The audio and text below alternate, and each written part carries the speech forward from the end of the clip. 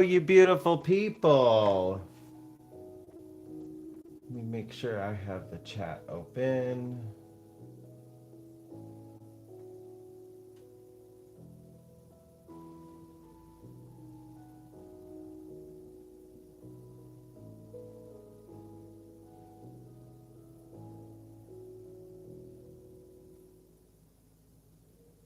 Okay, I got the chat open. Ugh, I forgot to post this last night or schedule it, so like nobody knows it's happening right now, but eh, it is what it is.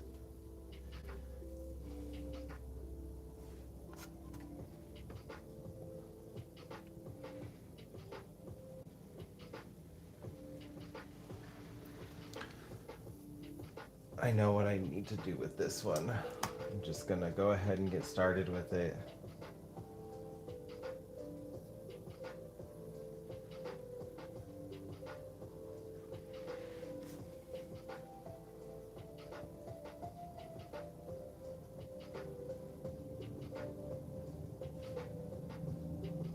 I gotta change some of the direction of these. That already like helped it immensely. I don't know if the one person in here is me or not, but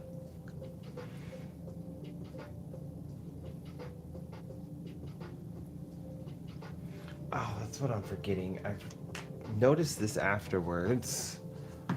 I wanted to I need my support under my canvas.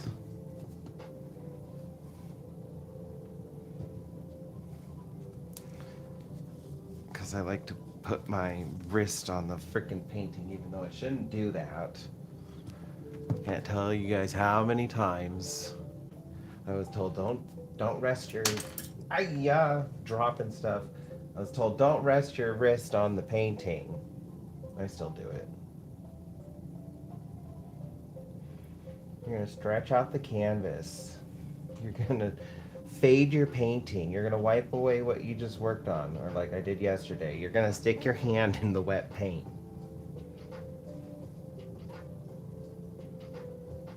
Still do it anyways.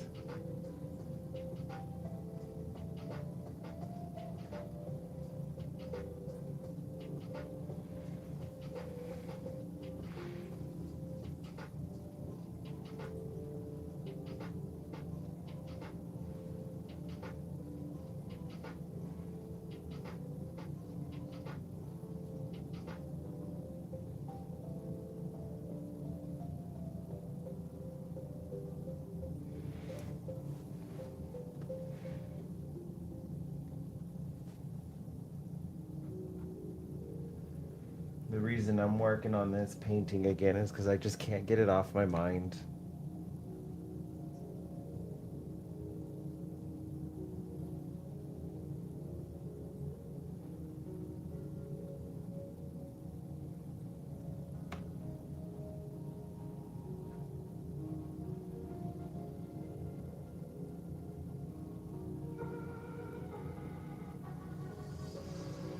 It needs to come out.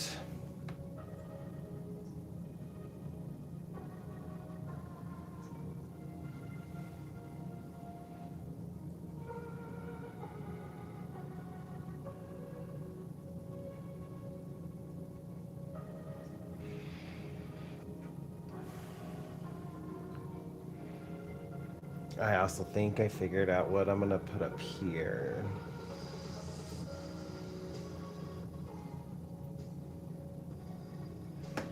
I do still want to put the little guy right there.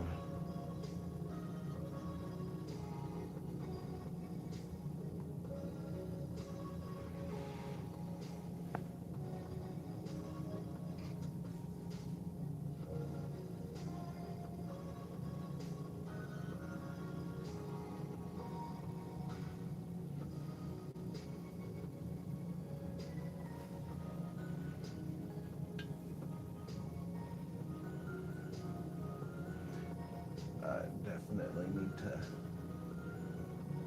mix up my paint a little bit.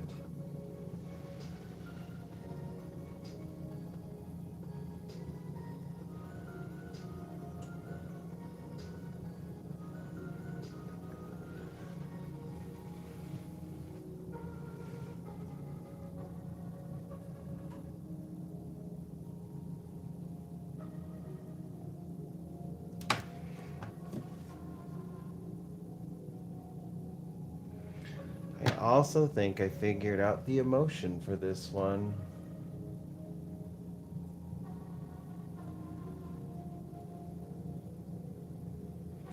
Actually sent me down like a little rabbit hole.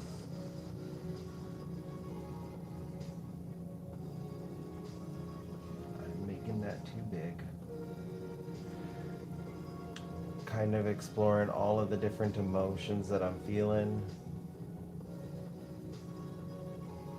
Trying to see if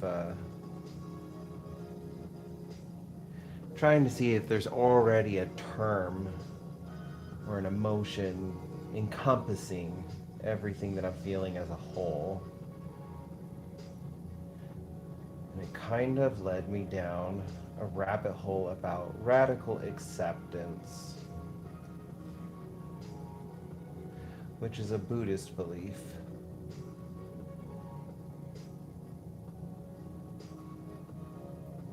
And it's just the belief of accepting everything as it is without resistance. All of the good, all of the bad, all of the pain and suffering, with all of the joy and blessings, and not resisting.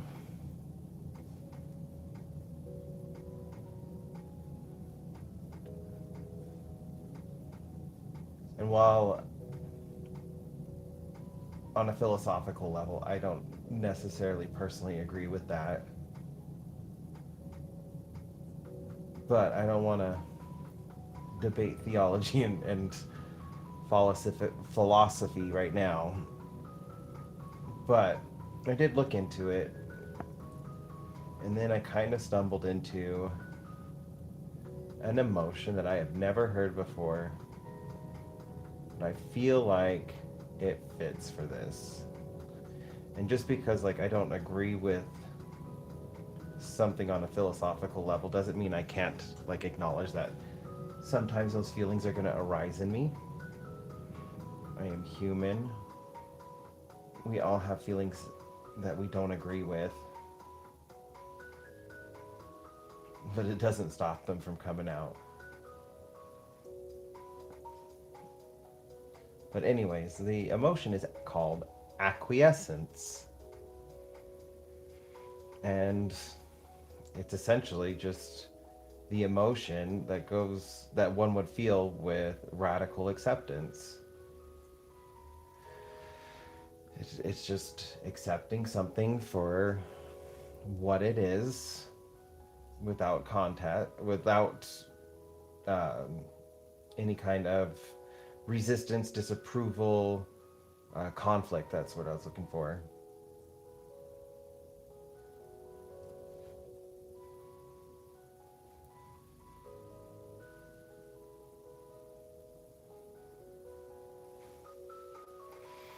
I feel like I need more on this side. I'm doing too many in that one.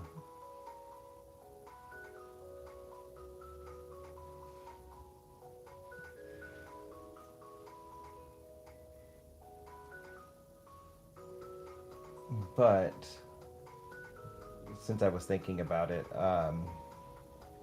kind of makes sense that this feeling would be like something I can't shake, especially if it's tied with like something at my core I don't agree with, but yet I'm feeling it anyways, because this goes against who I believe I am. And so when you got those conflicting feelings popping up, you feel like they're at odds with your core, they tend to like sit with you longer, they linger. You just don't understand, like, why am I feeling this? That's not who I am.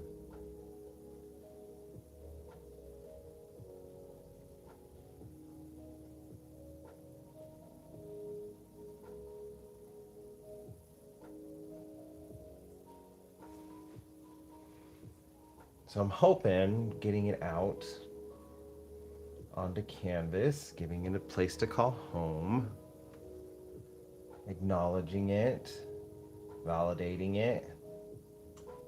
That will make it easier to work through.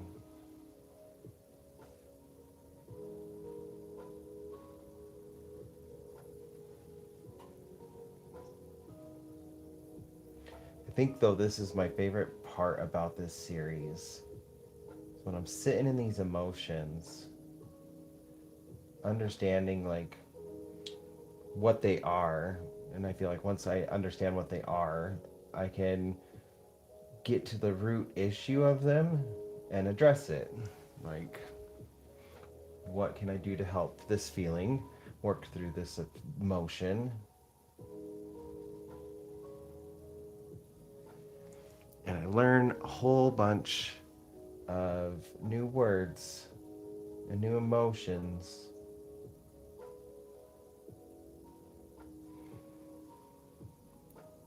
That was one of my favorite things about my painting, equanimity. Because I had never heard equanimity before.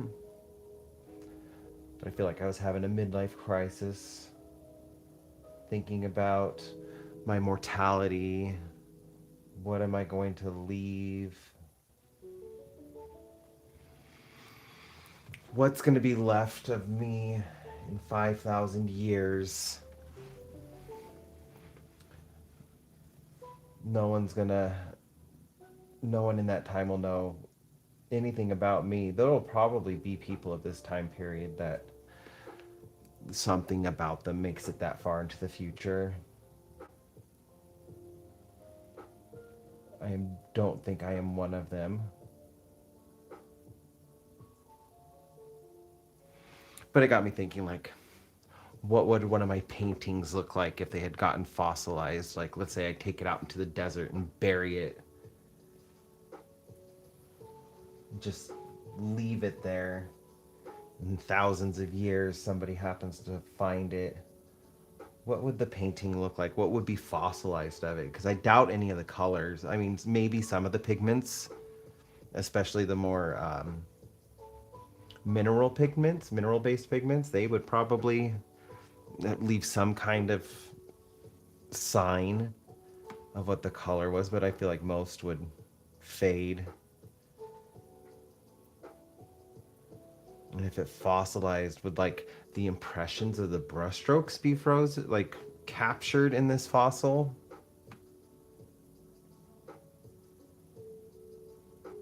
So like you could still kind of see an impression of the image.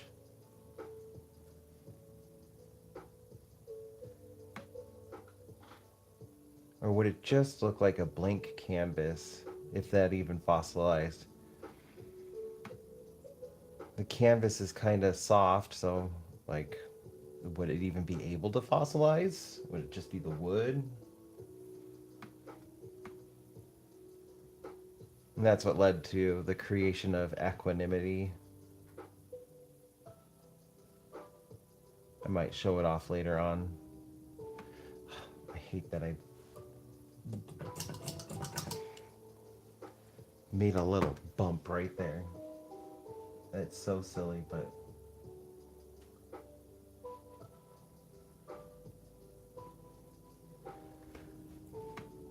these are just thoughts that pop up in my head when I'm painting these kinds of paintings.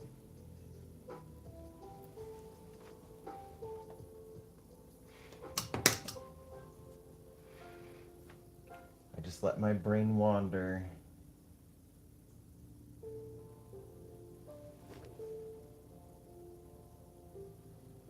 I will say it was definitely a fun thought experiment, though, thinking about like,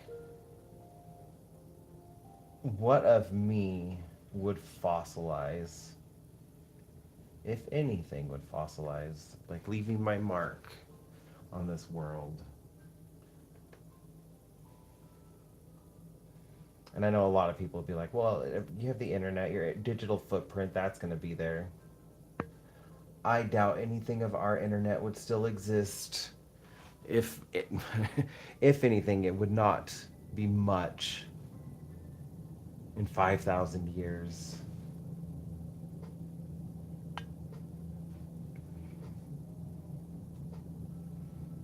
feel like it would just get to a point where it would just be considered like bloat.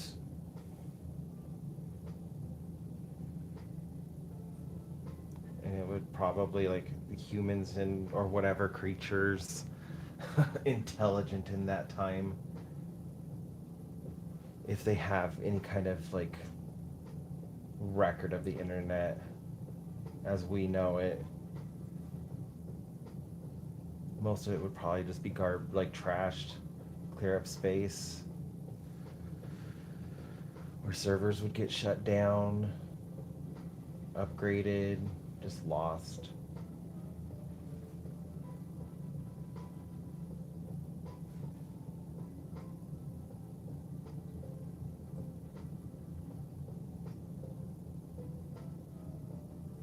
There we go. I needed a warm up. That's what it was.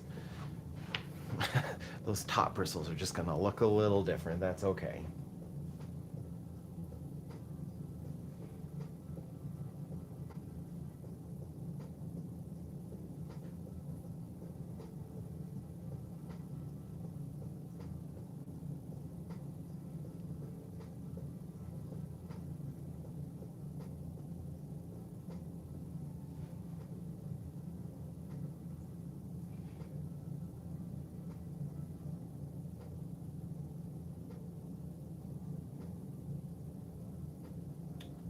Keep trying to separate it and I keep throwing it into another one.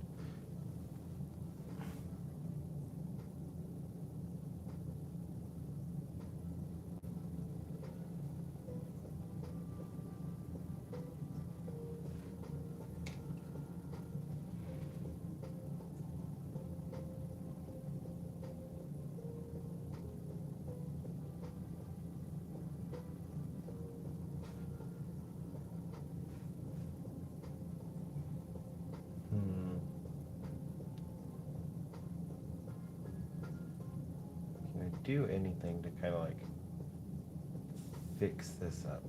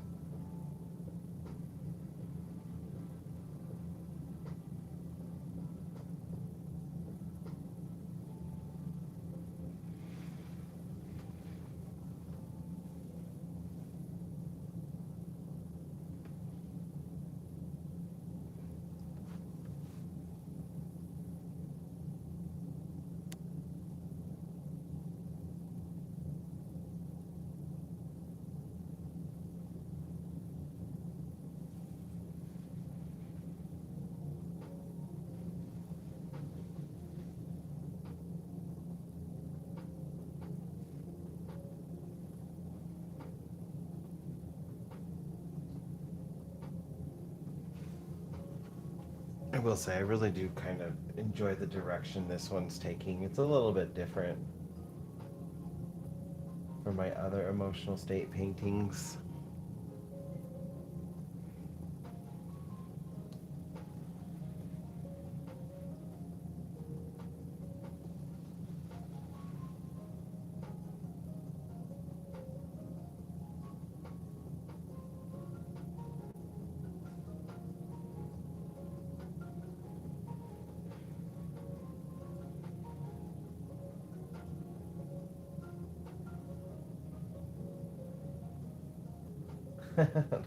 Hello, Illustrated.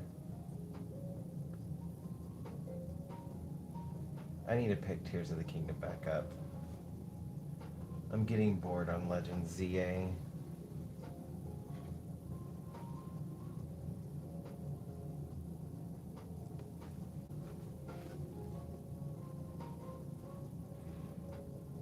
Like, I still have lots of shiny Pokemon I can go and hunt, but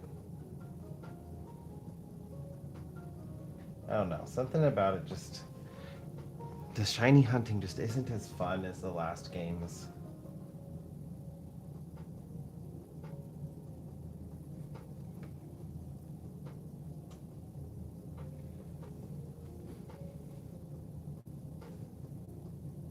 And I do still need to beat Tears of the Kingdom.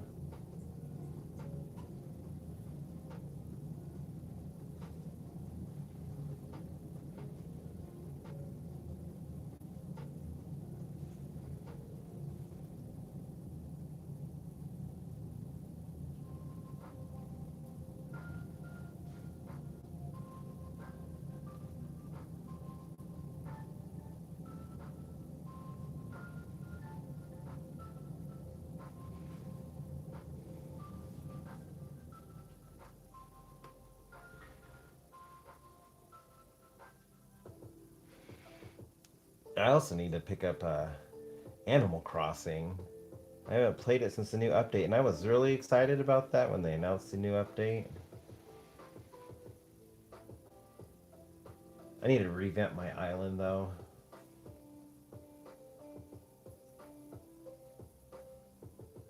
If I just had the time.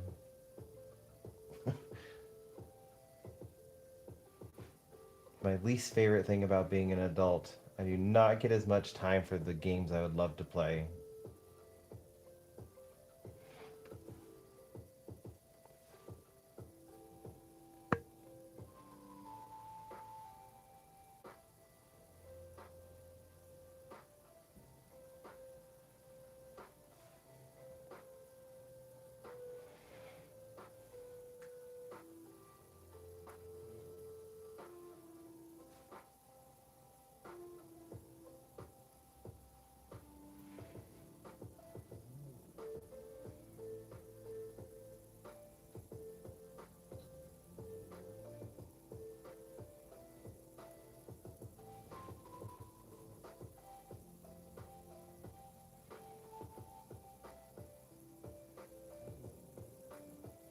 One of the dogs is over there snoring.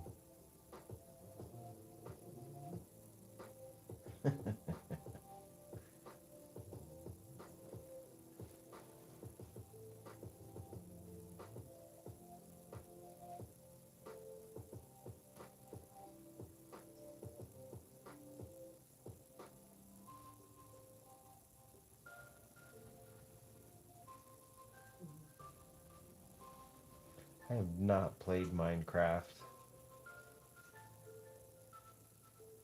I would probably love the game from everything I've heard about it. I just haven't played it.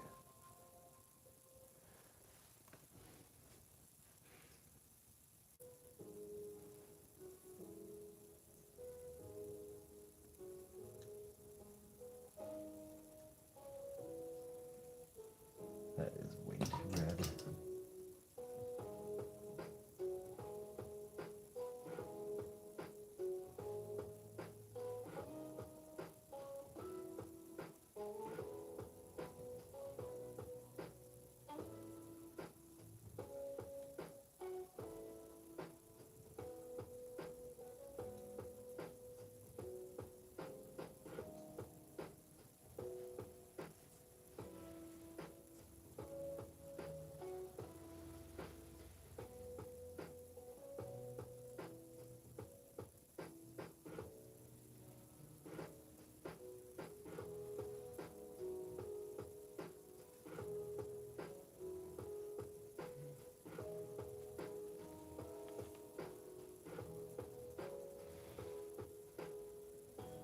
I haven't even seen the Minecraft movie now that I'm thinking about it.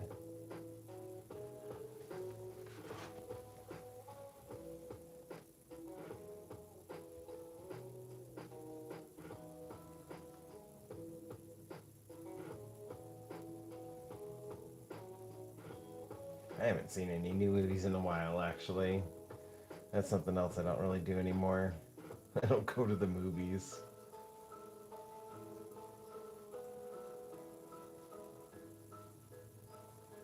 There's been a few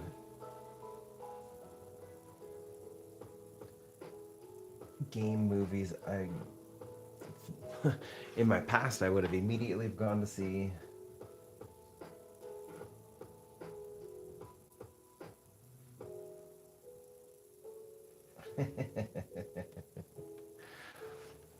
The only thing I know from the movie is Chicken Jockey. And that's just because of the TikToks.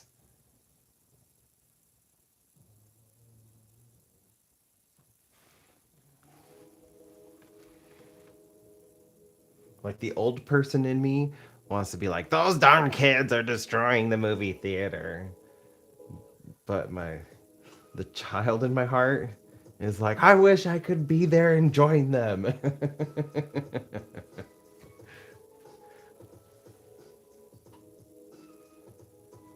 I mean, the closest I've ever come to experiencing anything like that in a theater will probably be Rocky Horror Picture Show, or the time when I was running my Pokemon group. We rented out. We didn't really rent it out, but we did end up renting it out. Was the movie theater for the opening of Detective Pikachu. It was just nothing but us Pokemon Go players, all from the same group in the theater. That was kind of cool.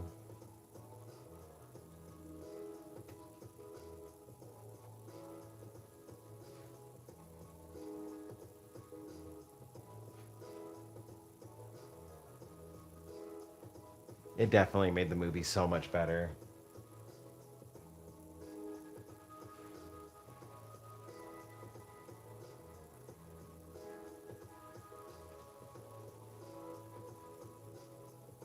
Yeah, all of us Pokemon people nerding out over the Pokemon we were seeing. And the entire movie theater collectively gasping at the first sight of freaking Mr. Mime.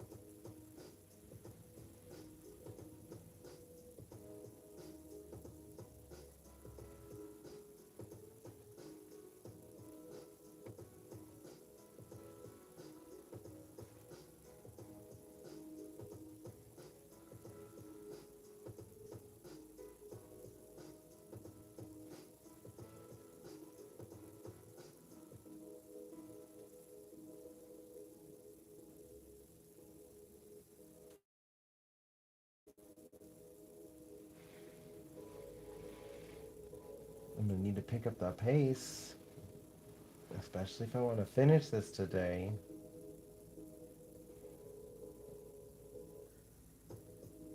I say that like this painting isn't already coming out kind of fast for me.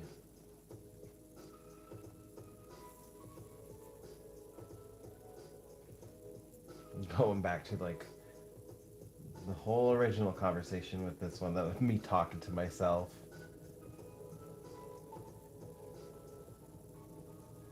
Emotional state paintings. When these ones want to come out, man, do they just take over.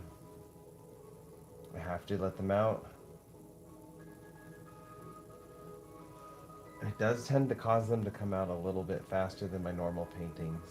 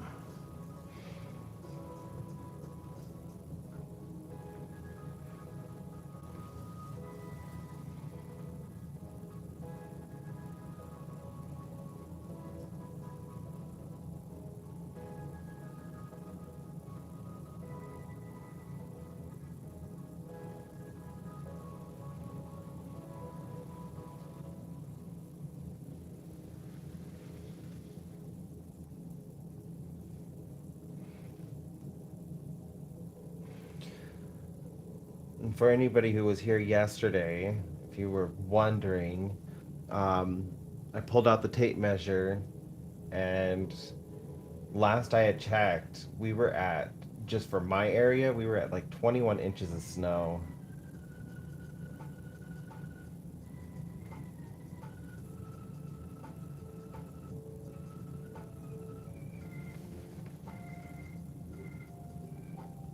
And we did get the driveway done. Eric and I, we got half of it done before we were just like pooped. Could not do anymore. I had already done the backyard 3 times yesterday, so the dogs had places to go. Yeah, it was a lot of snow.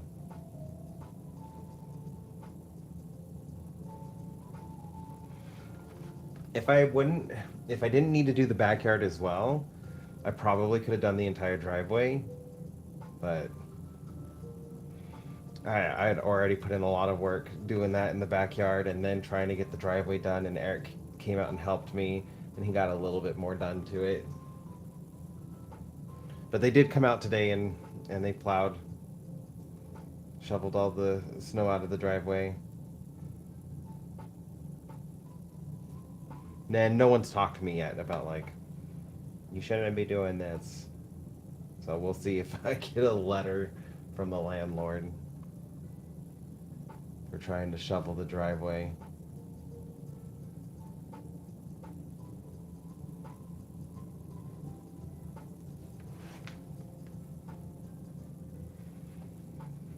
I'm a little worried about the roof though, because there's so much snow on the roof. I'm afraid I'm gonna like send the boys out to go potty, and the snow's gonna fall off of the roof and onto them. I don't think they would get hurt if that happens. They would just get buried.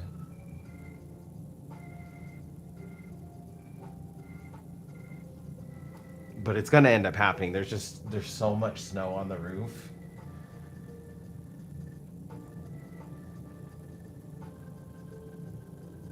If I had a ladder, I would go and do it myself and just push it all off. But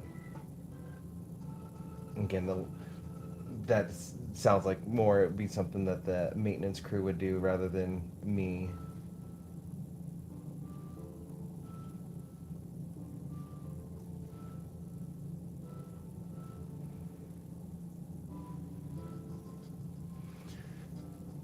And we have more of the storm coming in later on tonight.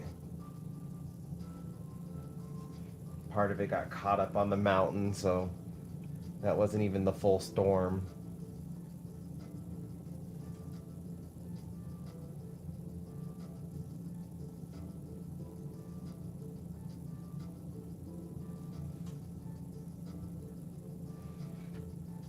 Hopefully it was just like the tail end of the storm, so it won't dump too much more. But we'll see.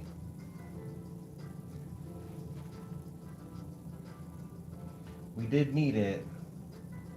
I wish it would have been spread out like it is in normal winters, where it's like spread out over the entirety of the winter, where we'll collectively maybe get like 16 inches of snow.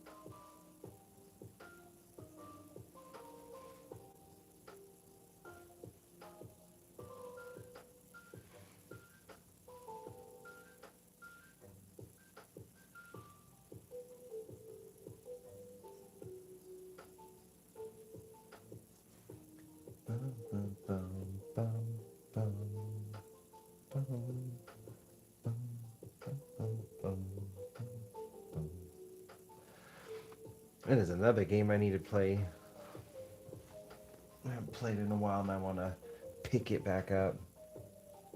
This is my Shield version.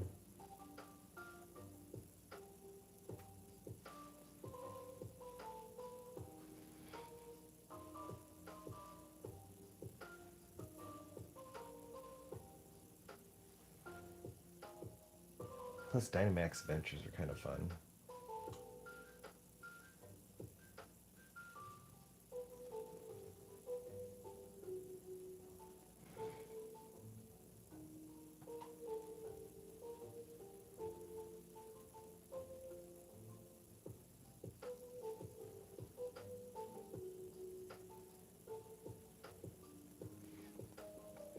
How's it going, Ella? It's been a minute since we played Mario Party.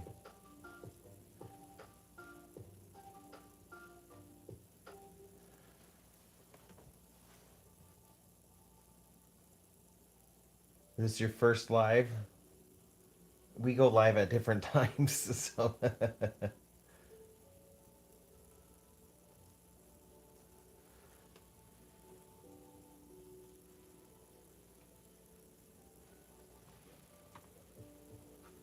If I could stay awake, I'll join you in one of your lives on a Mario Party.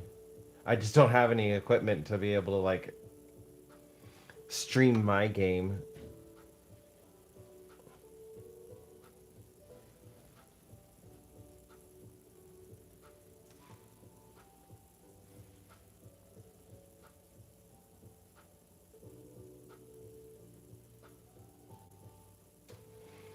Fridays, I typically go live at night. Not every Friday, though, but.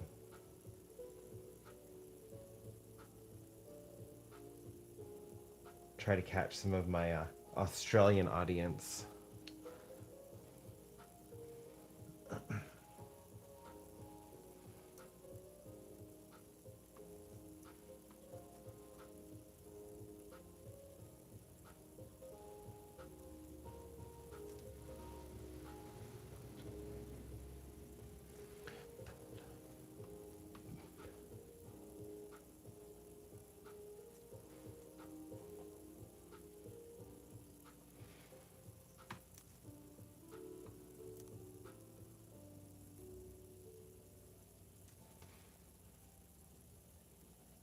And if anybody here didn't realize, Ella is my sister. If you like watching gaming channels, she uploads all her Twitch streams onto YouTube, so you can like watch her play her games, and she's kind of funny.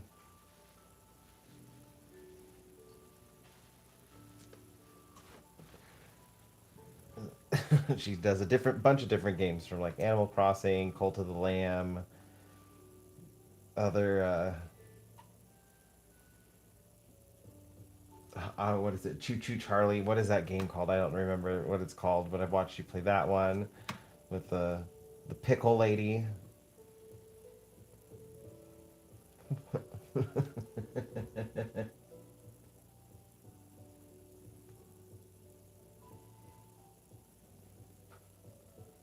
My pickles.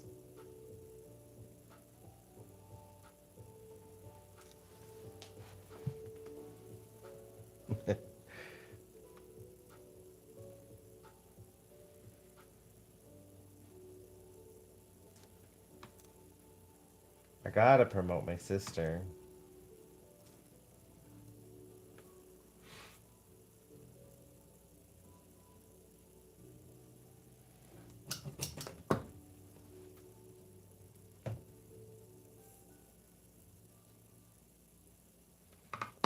Oh, I figured out who Nanners was talking about, that Doughy. I don't know if you caught it in one of my other lives, but I figured out who Doughy is. She likes the weird characters. She definitely takes after us. We like the weird characters too.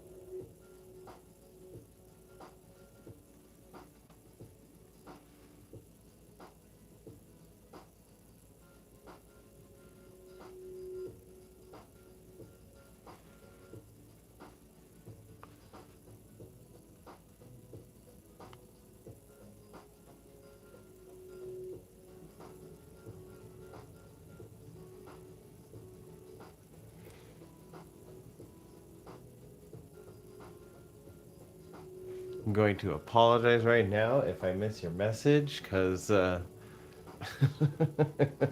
um, the phone that I use for keeping up with chat is on the fritz right now.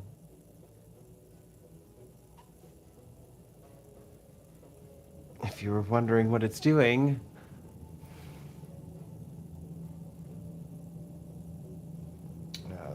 that's cute.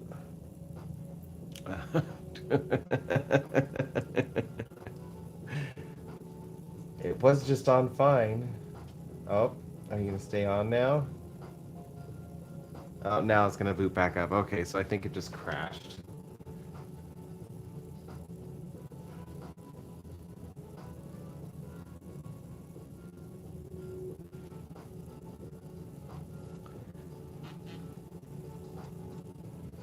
It is definitely gonna be time for an upgrade soon.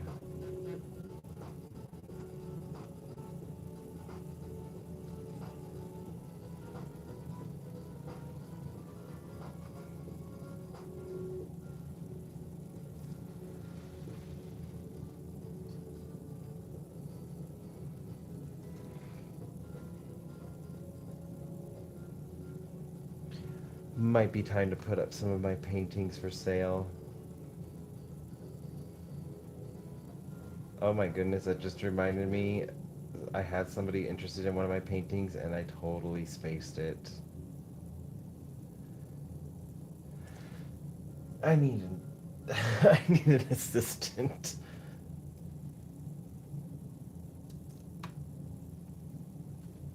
I'll have to reach back out to them and see like, oh, I'm so sorry. Are you still interested in the painting? Because I told them like I would get back to him, and now I'm realizing I didn't.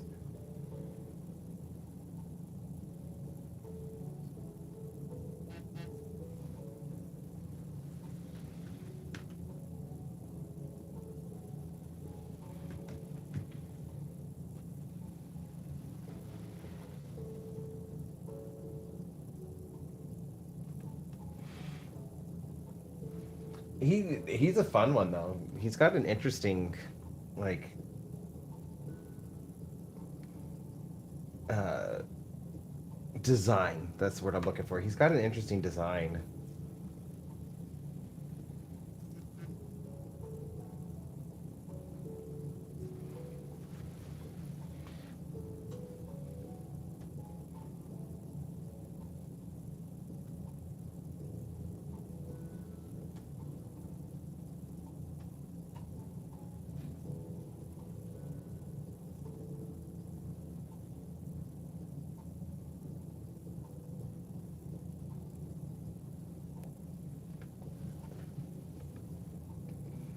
He's also very creepy. I will give him that. His smile is kind of unsettling.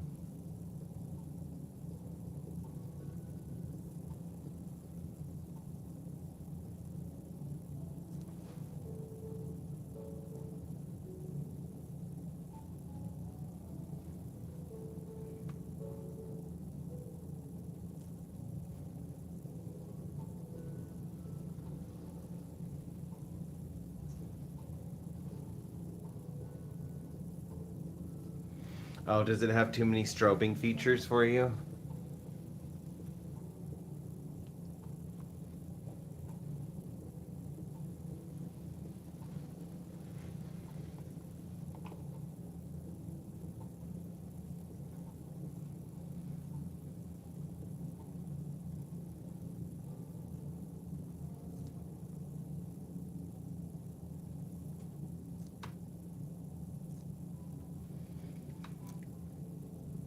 Is there no way to like turn off the effects? I know some games you can turn off the effects.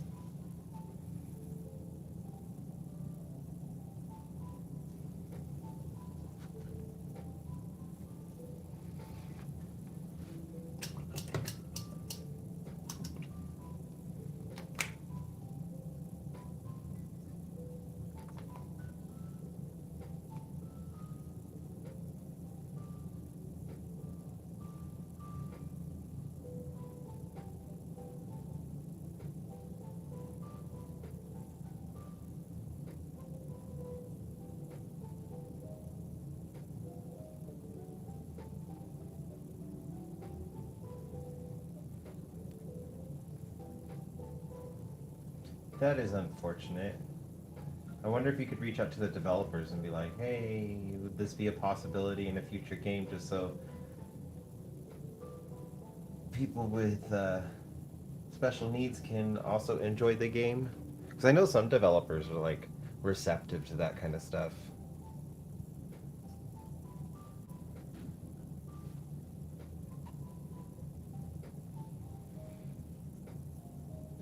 Maybe you can make a campaign on one of your lives, like, let's get them to hear us.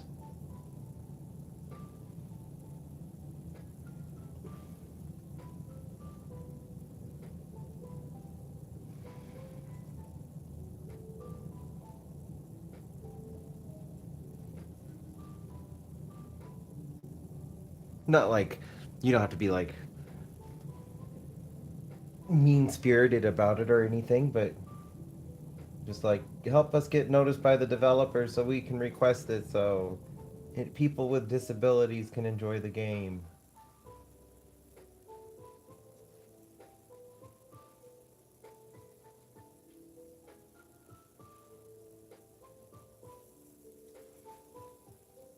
I know that would resonate with some people.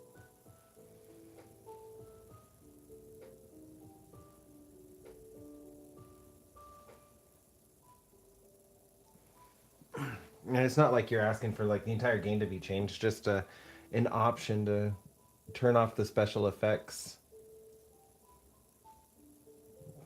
to like turn off the strobing features.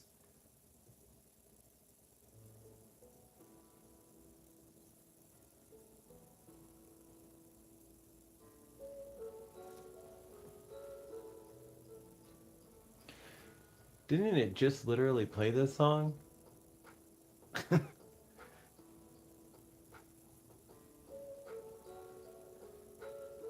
Or maybe it was the theme for Animal Crossing.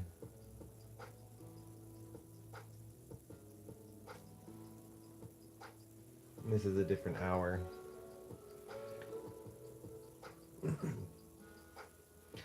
Yeah, I think that would be a cool thing that you could do. And the worst the worst they'll tell you is nothing.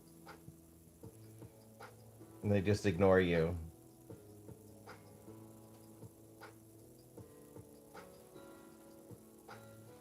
But the best thing that could happen is they could implement a new feature into the game to make it more enjoyable by lots of people.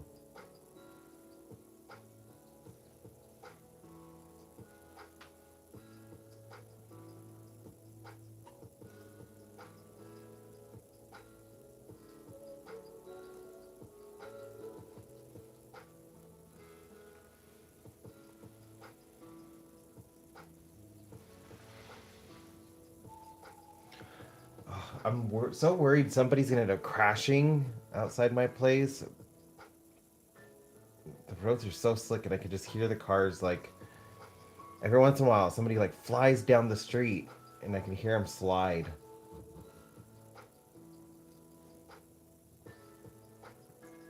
How much snow did you get out by you? I don't know if you were here, but I measured, and we got about 21 inches of snow yesterday. Not quite 2 feet, but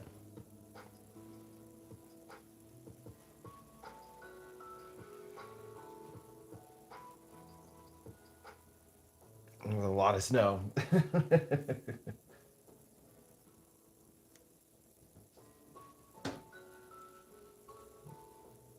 Mail's here. Here's the mail, it never fails. It makes me wanna wag my tail. When it comes, I wanna wail. Mail!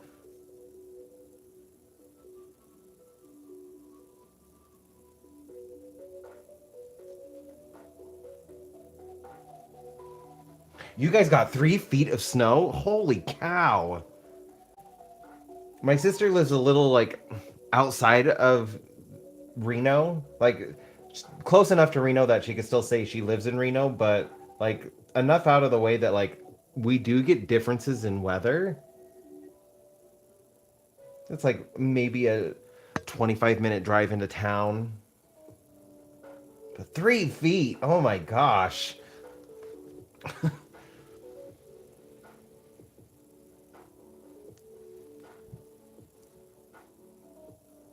That's so much snow.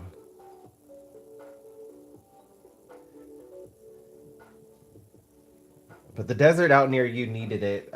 You were close enough that you could be impacted by desert fires. So like the desert near you needed the water.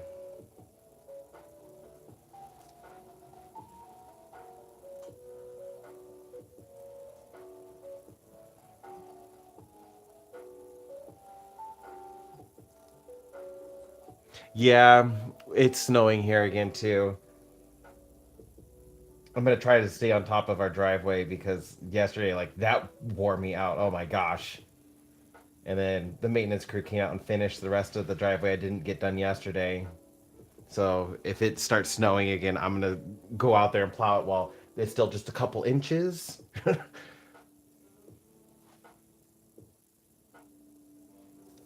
Red flag warning for tornado or for fire.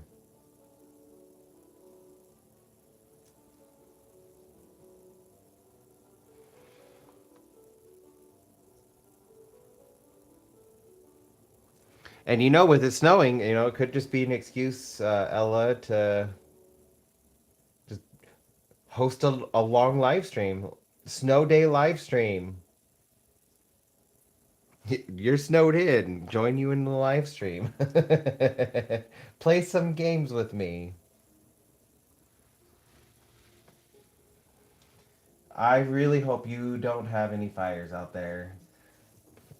I can only imagine what they'd be like for you because you're in Oklahoma.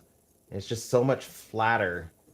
Like here, because we're in the mountains and it's so rocky terrain, like you can get natural breaks that the fire can't jump, but sometimes it doesn't even matter. They'll still jump. I just like only imagine though, just it being completely flat and the fire would just like run through like a freight train.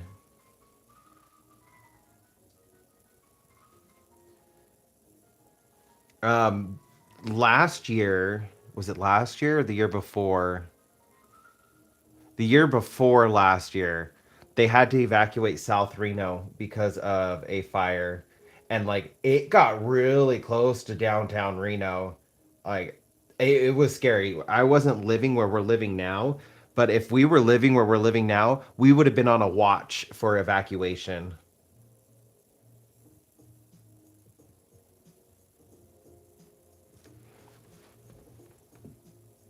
That was probably one of the scarier fires I've ever seen that I've experienced. And then like that we went through that and then watching LA go through what they went through and I was just like, "Oh my gosh, like no city is safe."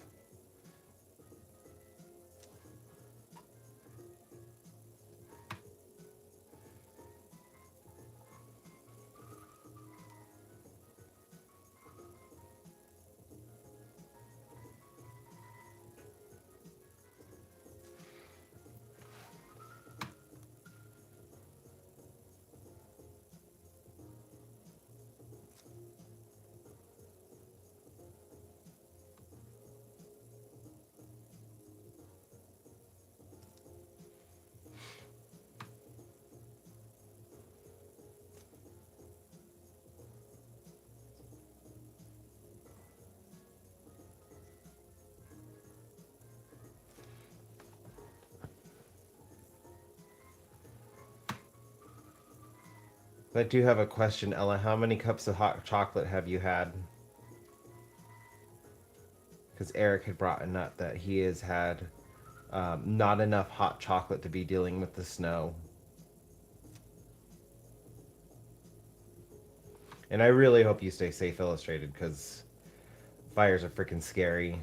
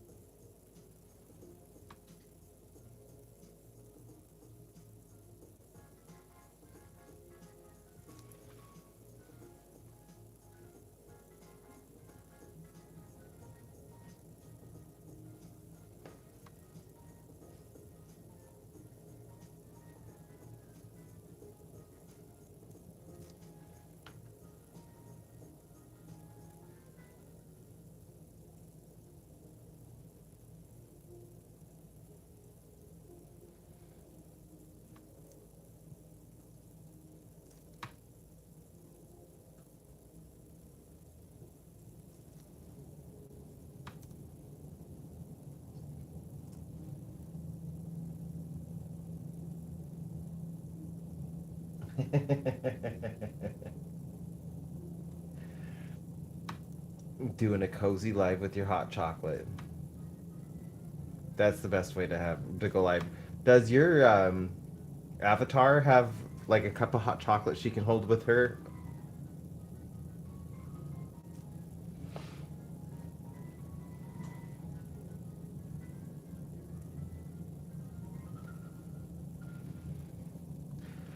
We had one in California not too far away from us a couple years ago that was started from a cigarette butt.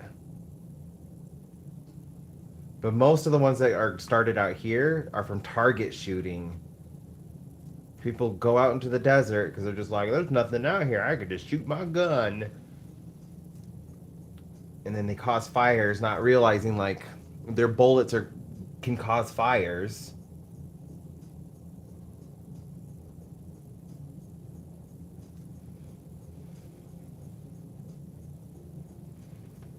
Like there was one a few years ago that was started and some houses went up with it, and it was like in the rich area of Reno. They were out in the desert, started the fire moved into and destroyed some really expensive homes. And the guy was like, I didn't know, I can't afford this. And like, you just see it in his face, just like pleading. Just like, there are signs all over the place, dude. You made people lose their homes.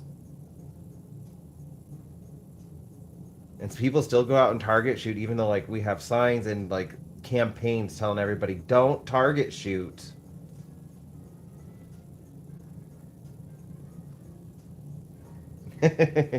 Yes, Ella, you need to. You need to have all the cozy things for your streams, and write illustrated.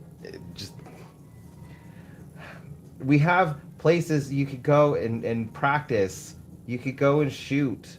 They have designated spaces. They even have areas marked out that like are just open land, but they're like gravel pits, so they're less likely to start fires. They're like, you can go and shoot there.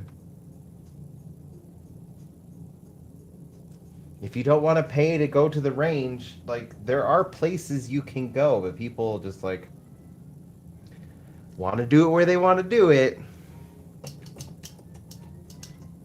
It's actually what started the one last year that caused South Reno to be evacuated and also destroyed some really expensive homes. I don't remember if they caught that person. I just was dealing with my own stuff at the time. What was I doing? Oh, that's what I was doing.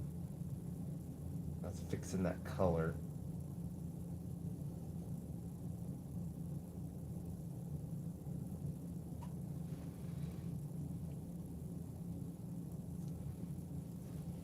That is not the right color.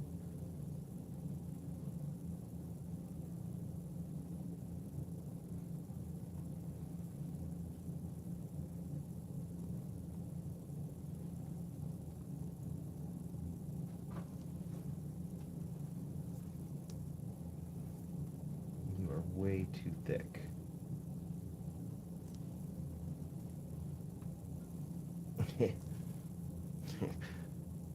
I have a child's mind.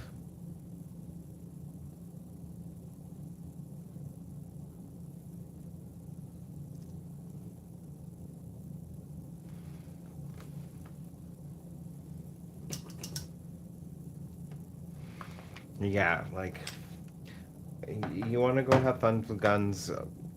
I'm not going to take that from you. Just be smart about it. Shouldn't be too hard of an ask.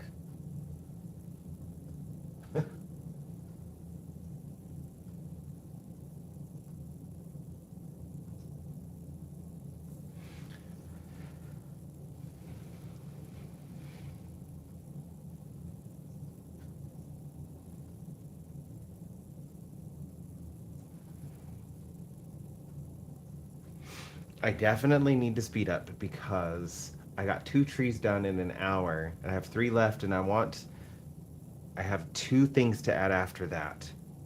I need to speed up.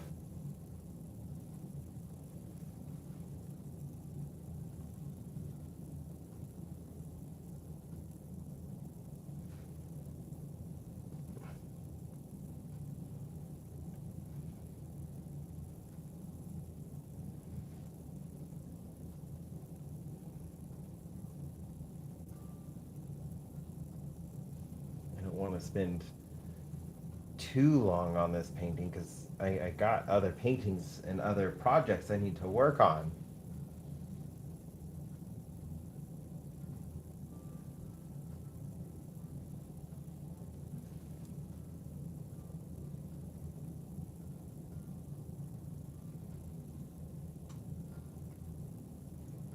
Were you in here, Illustrated, when I was talking about the?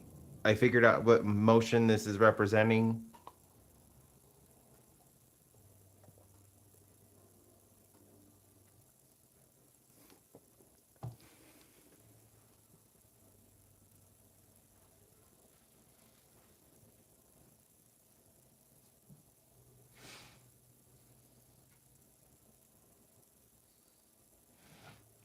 So I did figure out the emotion this is. So yesterday I spent some time kind of like researching what I was feeling, like kind of just the the dread, almost the feeling of acceptance, um, just kind of like the fear, but also at the same time like it's happening, like so much happens all the time that so much of it seems normalized even though it shouldn't be normalized, and almost feeling paralyzed.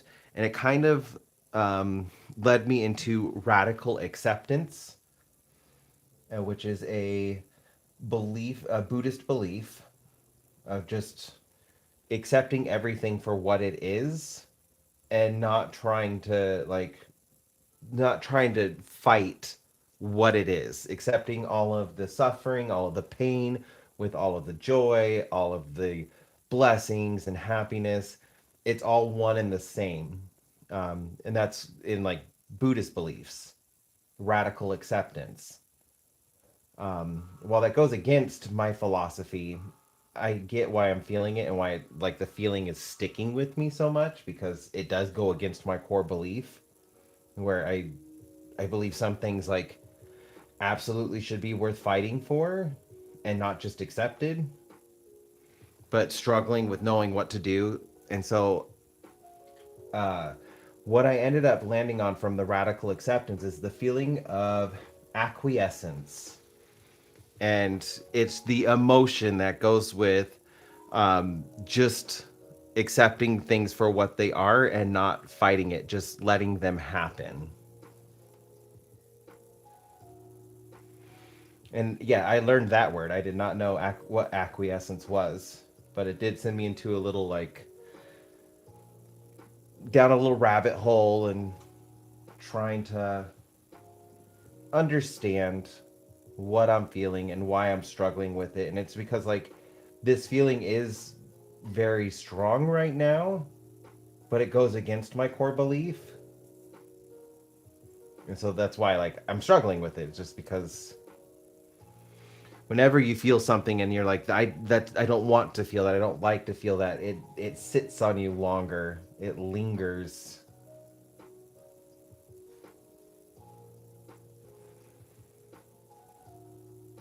That's why I love doing these paintings, is because it helps me like just kind of accept it, like I am human.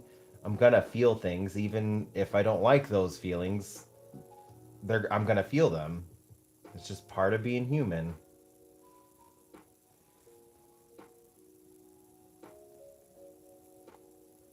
But I did learn acquiescence. I had never heard that word before, but I feel like it fits perfectly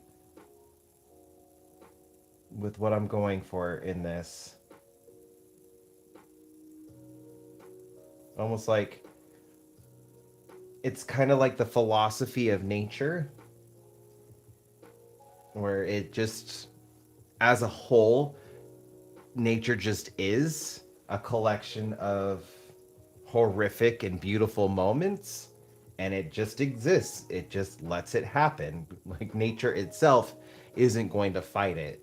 So I feel like that really fit with me making this one a landscape before I even realized like what exactly I was feeling.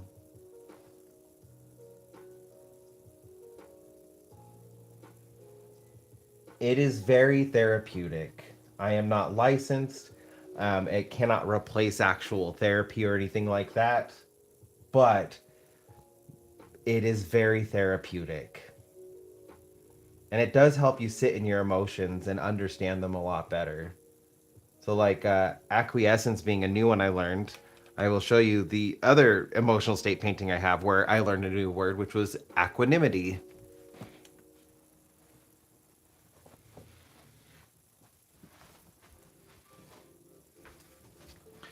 I have heard good things about iron lung. I might want to, but this is equanimity.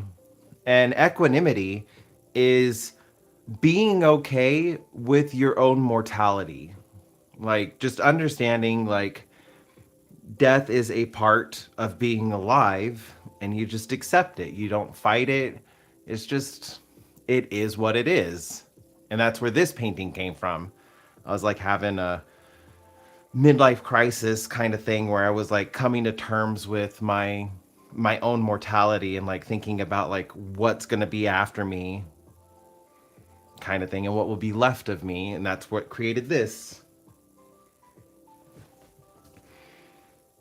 And I feel like it works really well for equanimity. And then acquiescence, we got this one.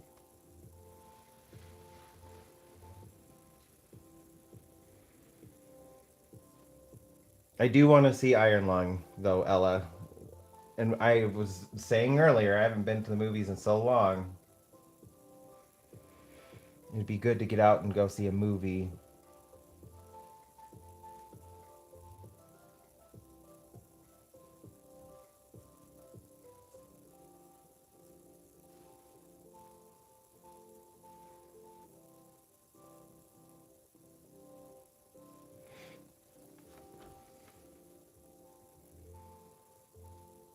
But I do highly encourage you illustrated to just try it.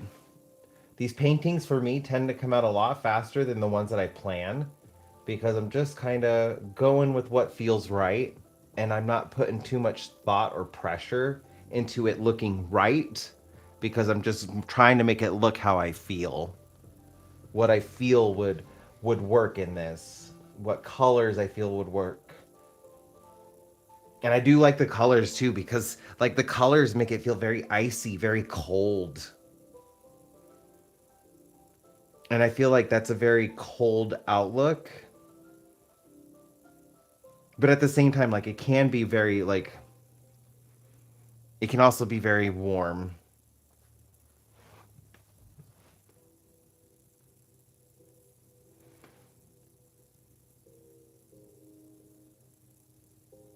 It's definitely a different process to creating art.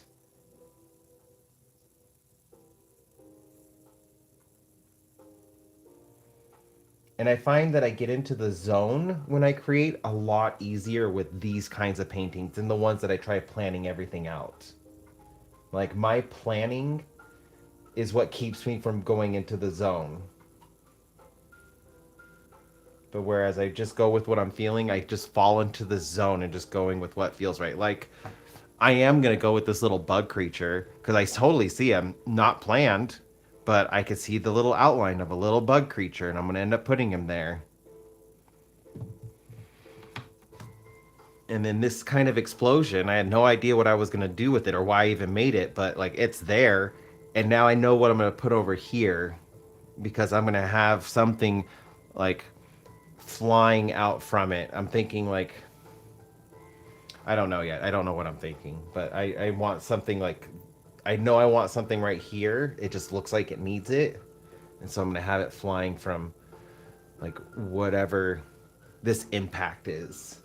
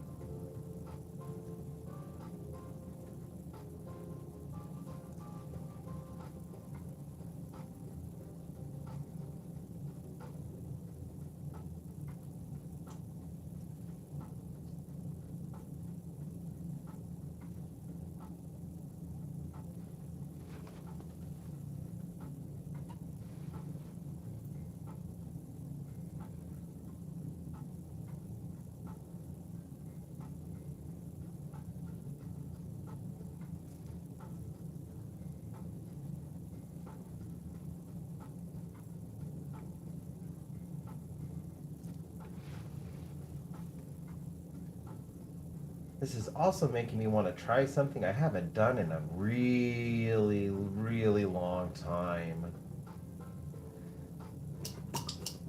Ella, do you remember that inverted painting that I had done? Where I did what, like, it was supposed to be a representation of a white hole, the opposite of a black hole, and one side was one set of colors with white as the background, but then the other side was black with the inverted colors, so that, like, when you looked at it, the image still looked the same as if you would invert the picture or not invert it, the colors.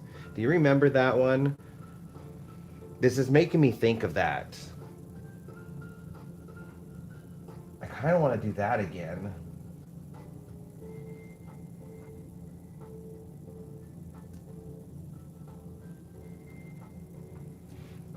Although if I were to invert these colors, there'd be a lot of oranges and yellows.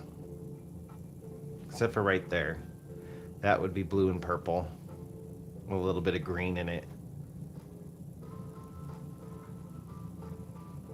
Yeah, I want to do another paint, like another project like that. I haven't done something like that in a while.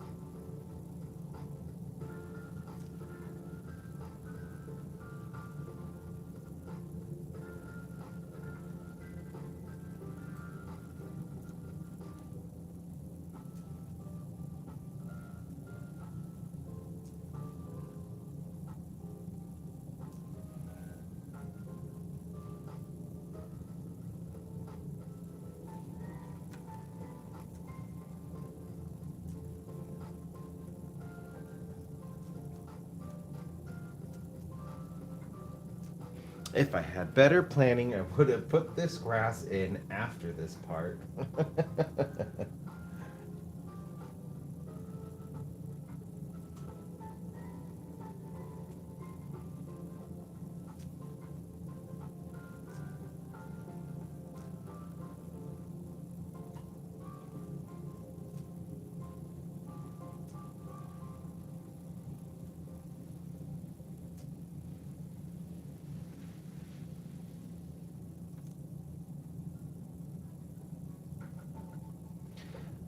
I would definitely have to change up the subject, though. I don't know if I would want to do another white hole.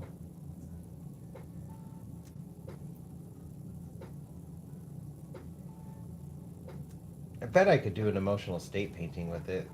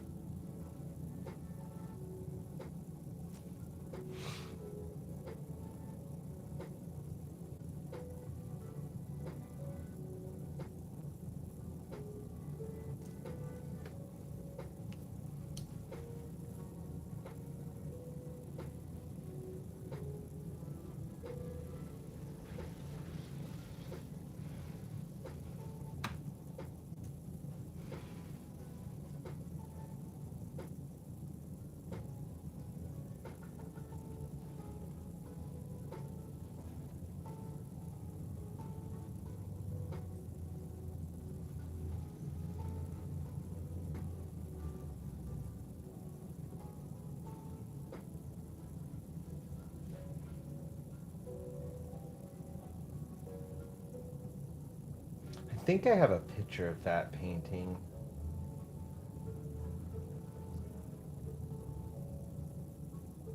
Oh, someone's stuck in the snow. Yeah, I've given that to an old college friend. I bet they don't even have it anymore. Womp womp.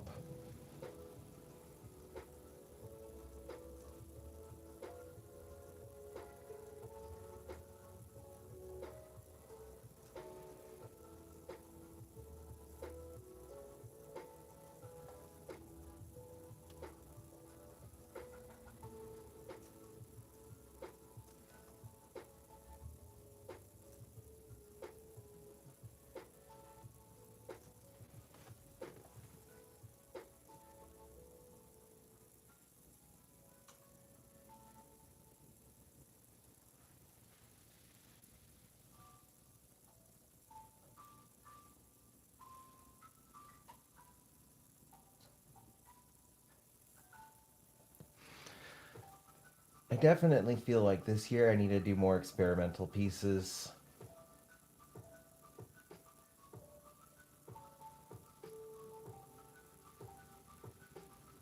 I haven't done as many experimental pieces as I used to. Break out my pastels, see what skills can transfer over from painting now, since I haven't used pastels in like 10 years, 9 years, something like that.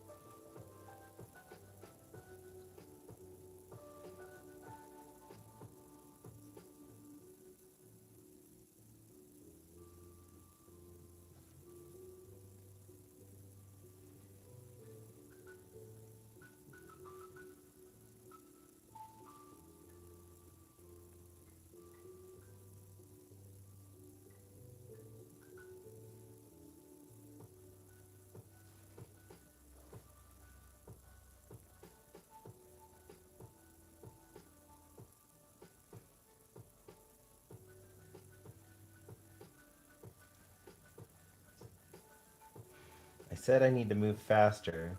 I was like averaging a tree every 30 minutes. So I thought like, oh, if I do like the parts I'm working on all the same colors at the same time, I might go faster. Nope, it's not looking like I'm gonna be any faster.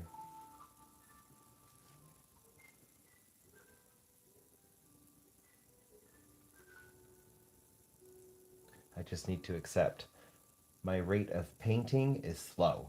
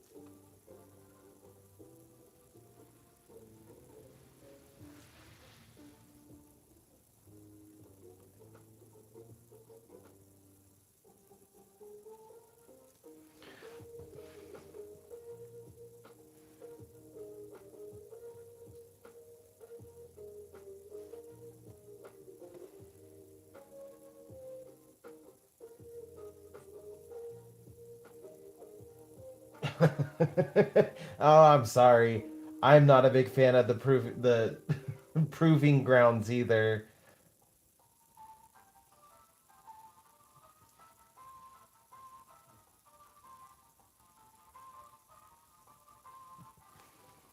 They are hard.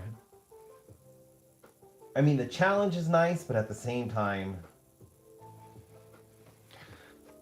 luckily, like mine did get mixed in, like through my run through. I haven't gotten all the shrines, but I do have like I would say probably like 90% of the shrines. But like anytime I stumbled across a shrine, I just did it the moment I saw it. No matter what I was doing, I just went and did the shrine.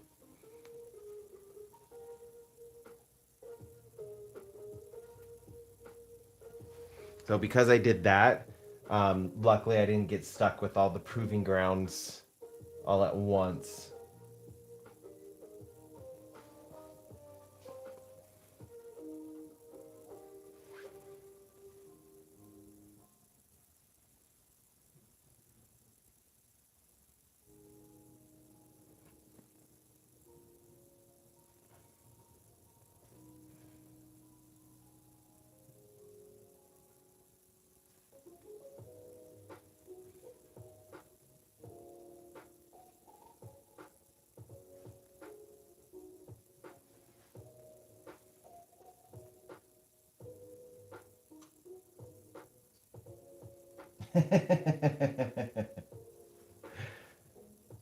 I did them even when I realized they were proving grounds. I was just like, just get this done and over with.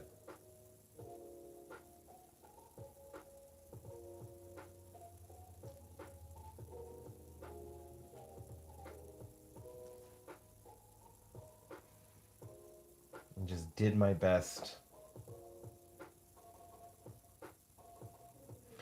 Some of them I had no issues with, but there are some of them ugh. If I was still little, I would have they're ones I would have gotten my brother to do for me.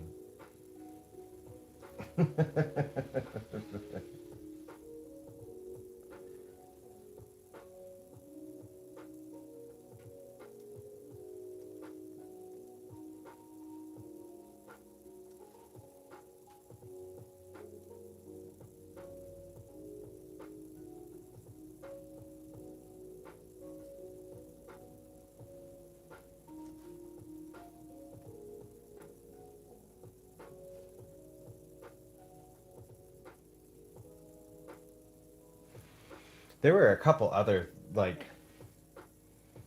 was one I was really struggling with.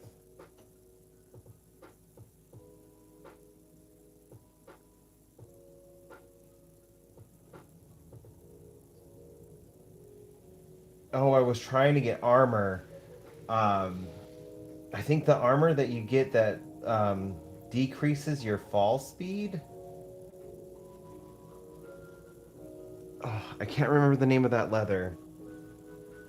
It helps you when you're falling. You have to do some difficult challenges to get that.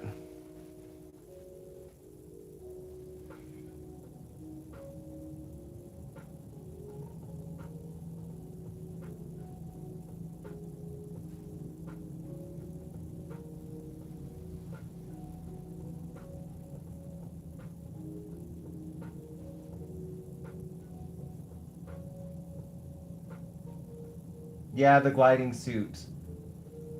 The gliding suit armor, not the paraglider, the gliding suit. That was really hard for me to get. It was one piece I was stuck trying to get for a couple days.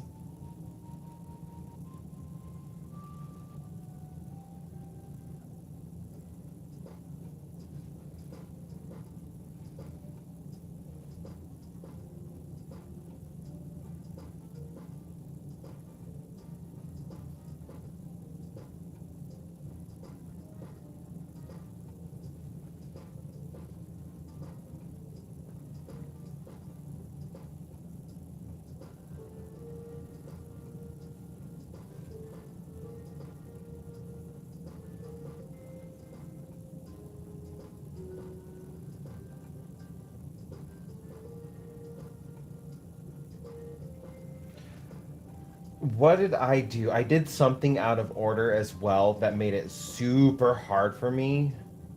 Oh, the islands in the sky that were surrounded by the storm, where you couldn't see where you were going when you were in the storm, but you could still navigate in there. Yeah, I did that one without like there was that part you had to do on the ground to make the storm disappear so you could go in there. Yeah, I spent so long trying to go through that. I'm just like, I'm gonna brute force my way through this.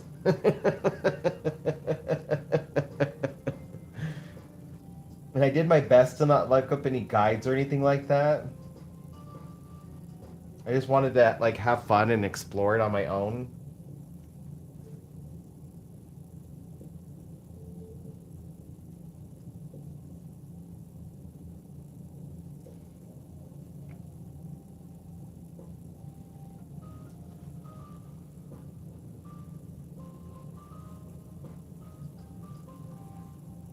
I don't even remember why I was doing it, but I needed to get it done for something I was doing.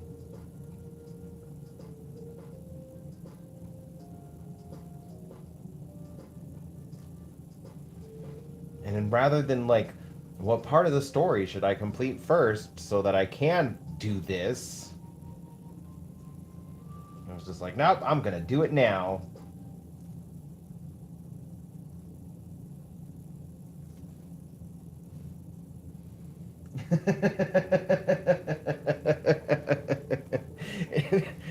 Yeah, it was definitely a very silly thing for me to do.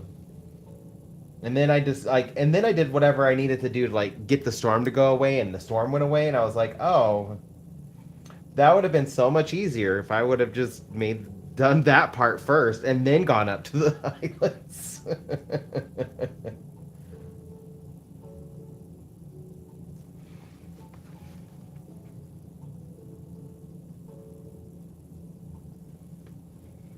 I'm glad I'm not alone with that.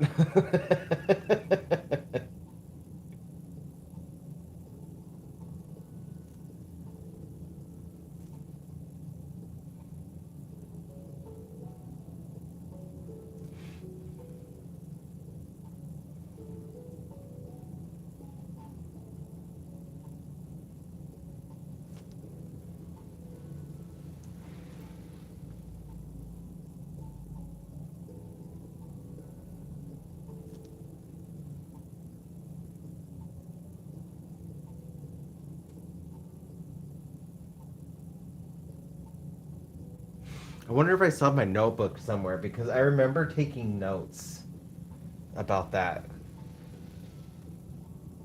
Like trying to like figure it out. Because I thought for sure, based off of prior Zelda games, that you would have needed to have figured out the puzzle. Like there'd be a switch or something in the storm to turn it off or around it, but it wasn't. It was like down in the depths, if I'm remembering correctly. You had to do something down in the depths to get the storm to turn off, and I wasn't even thinking like that. I was thinking it would have been something immediately around it that you could do to get the storm to turn off. And yeah, no, just I do remember I did whatever I needed to do while I was still in the storm. I did get that done. It made my life so much more difficult.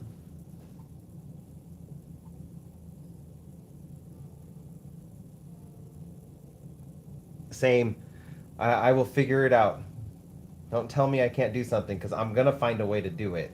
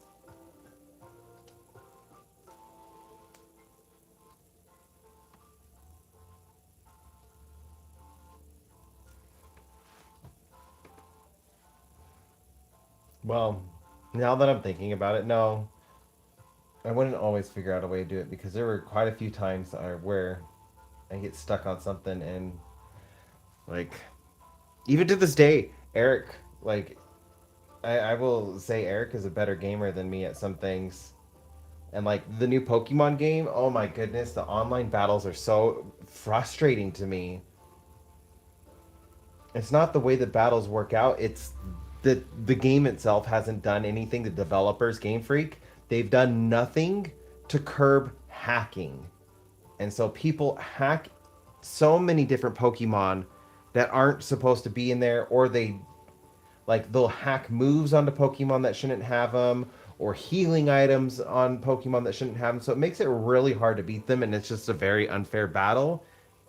And so like I get super frustrated with the online battles, but you have to do them to get some items. And so Eric does them for me because I get so frustrated with those. But even he's not immune to like the frustration because he's just like, that's not legal. That's a hacked Pokemon. Yeah, I told you this is why I get so frustrated with it. Like, and if you're gonna hack Pokemon, I like honestly most of the time I could care less. Like, it's your game. If you're not doing anything competitive or online, I don't really care. It's when you take it online and that like you're using it to give yourself an unfair advantage when doing online stuff. That's why, like, for the most part, I absolutely hate doing online battles with Pokemon because it just like Pokemon doesn't seem to care unless it's at a tournament and then they care.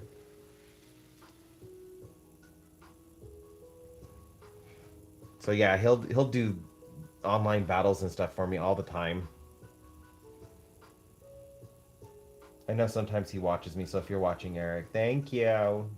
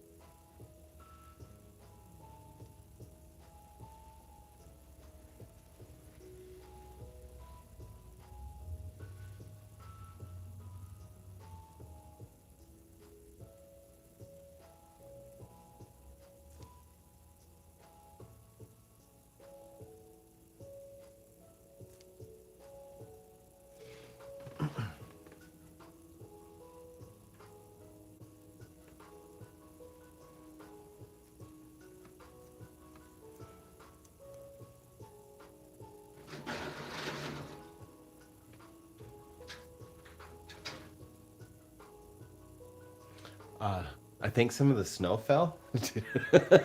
I don't know if you guys heard that. That kind of startled me.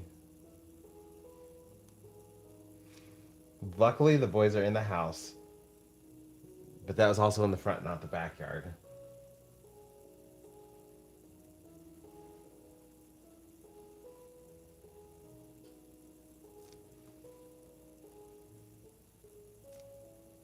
I should actually go check that out. Make sure it didn't block the garage or anything.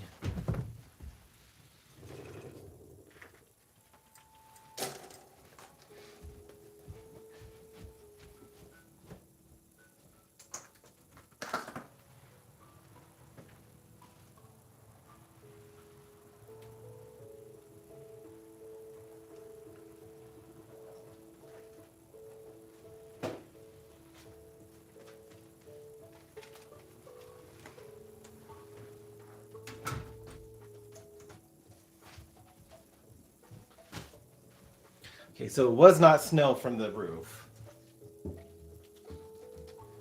All of the snow slid out from the gutter.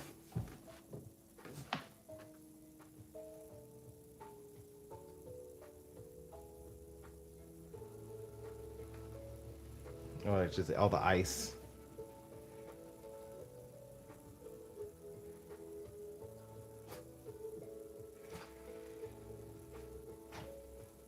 We have a mix of snow and sun, so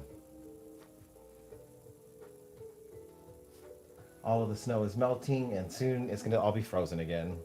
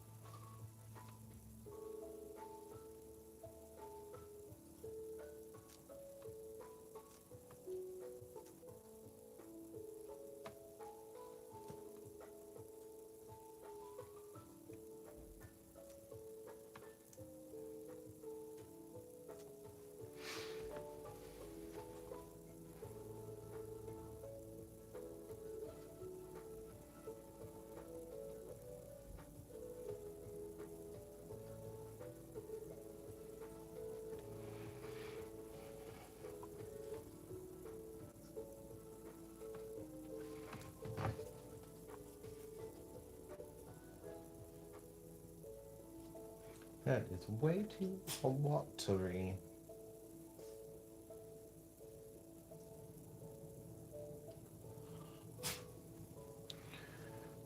Why are you huffing and puffing over there?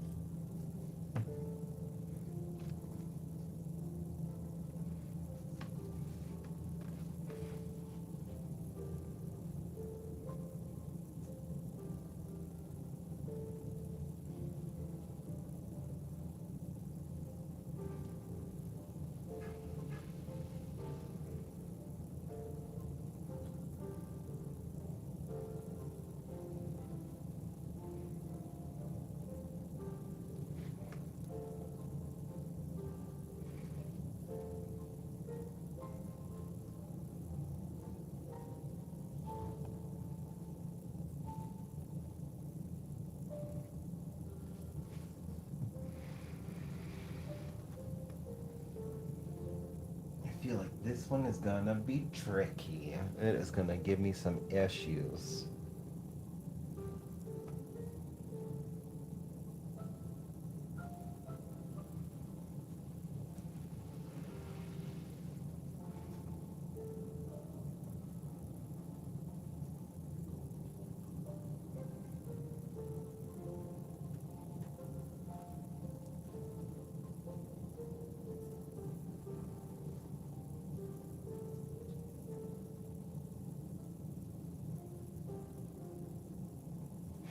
I think I figured out what I'm gonna do here now. I think I'm gonna have another like little fireball, but I'm gonna have the fireball look like a skull. And have it kind of looking like it's looking. Like maybe it's flying out and have the trail kind of like coming over to where it looks like it's targeted this little creature. And he just sees it coming. And he's just accepting it.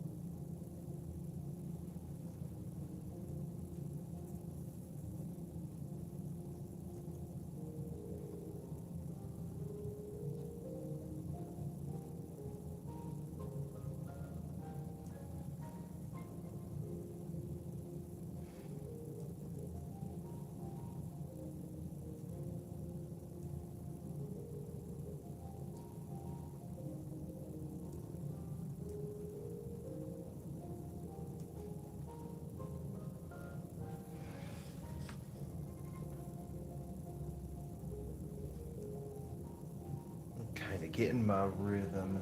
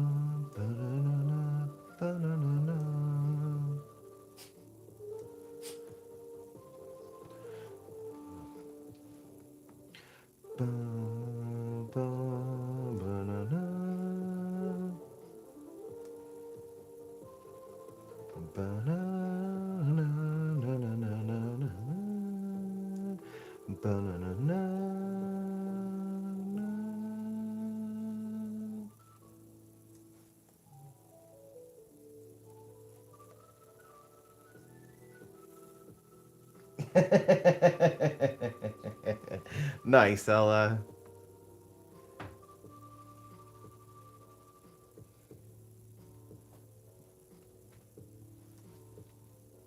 Ella deserves to have some hot cocoa while gaming tonight.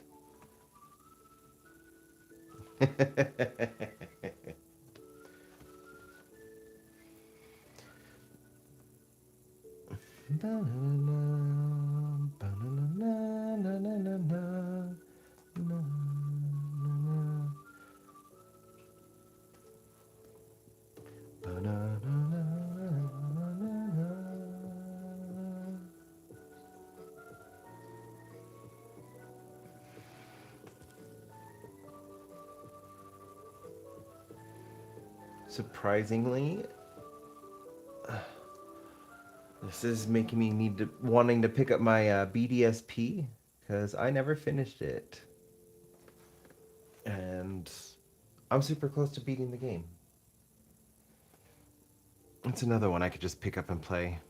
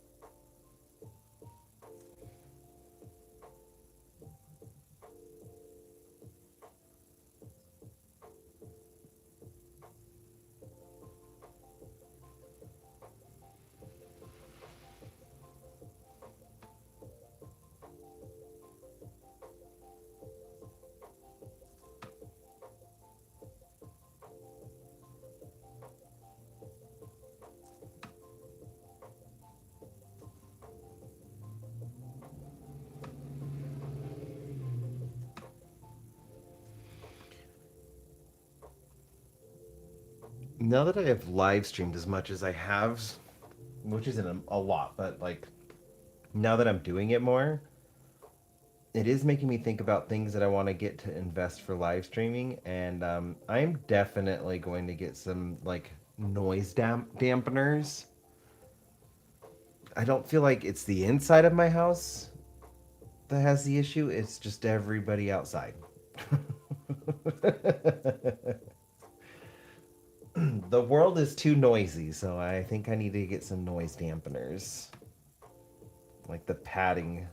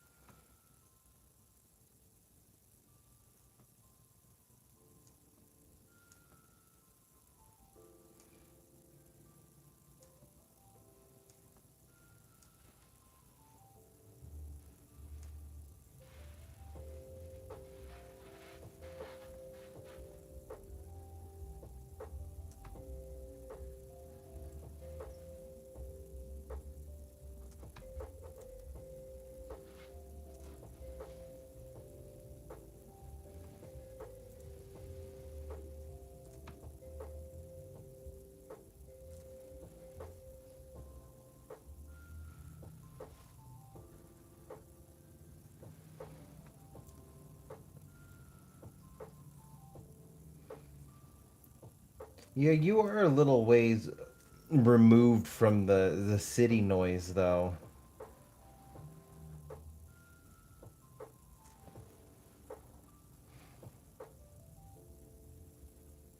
But you do have a kiddo, and kids are notoriously noisy.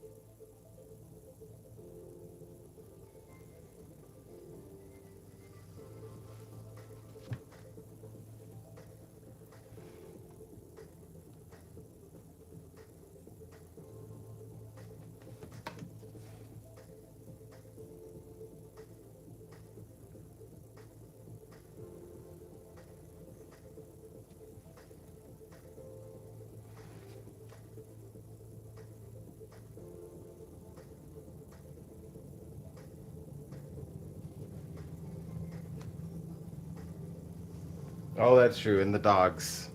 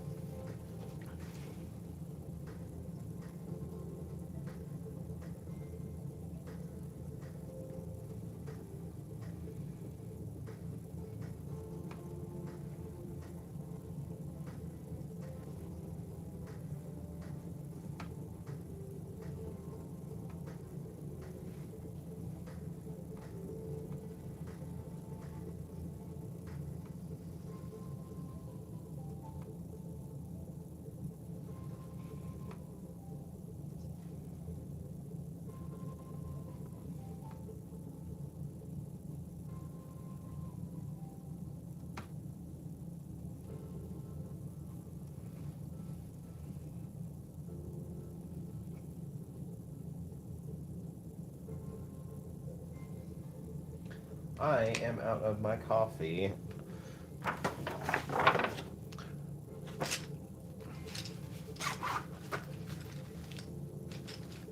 I'm gonna go refill my coffee, but in case anybody joins,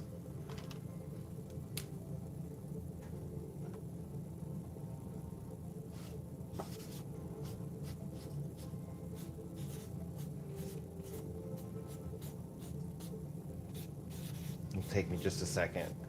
I'm gonna start leaving this like a note for the live stream whenever I need to take the dogs OUT or anything like that. I will be right back. I'm gonna get some more coffee.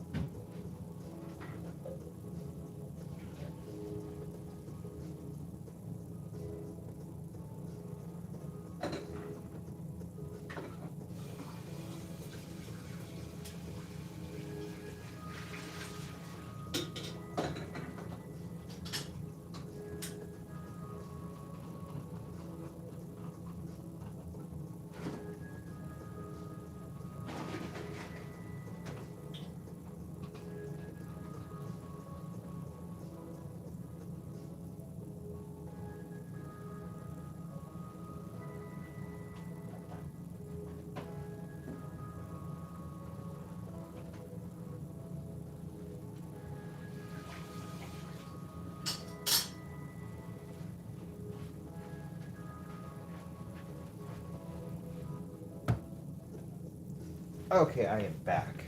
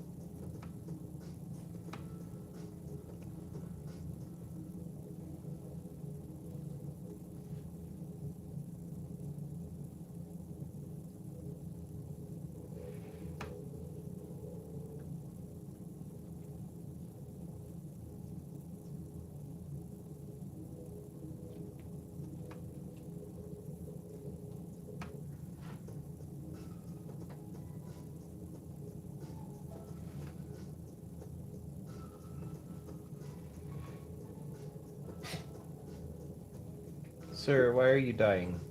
No dying. No dying. No dying. No dying.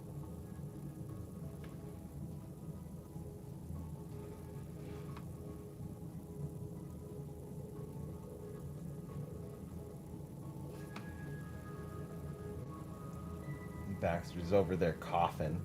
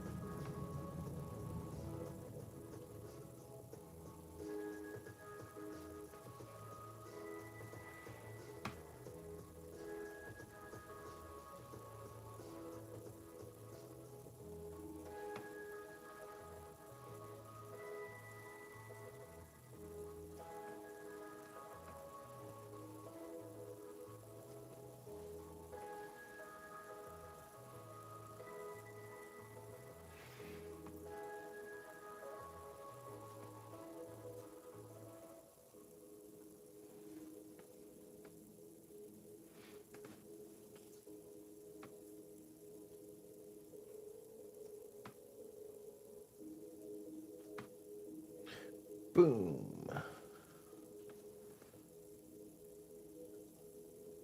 Did I scare you?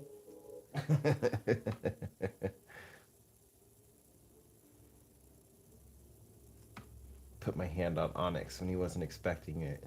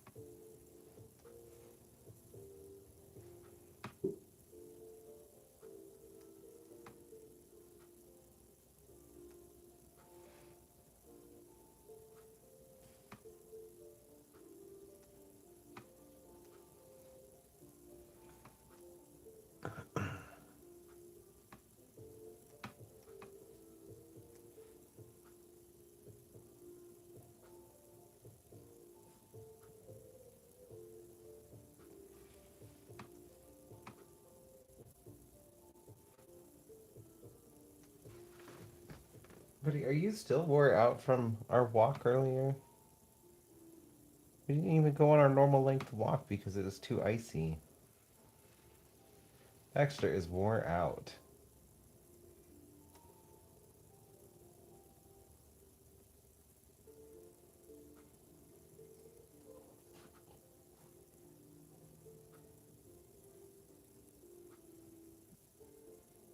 Is it the cold that made you tired?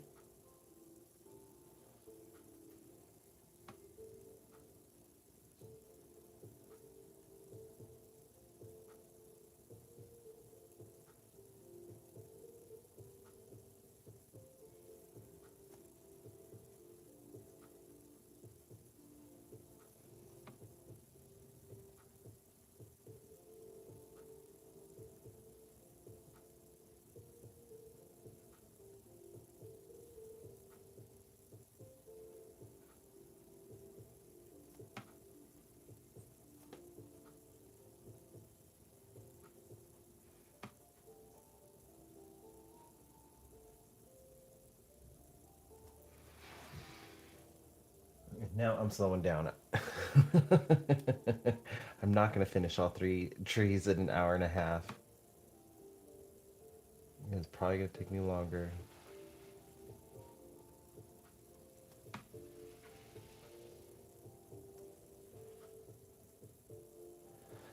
That's okay. I do kind of want to push through and finish this one tonight, though.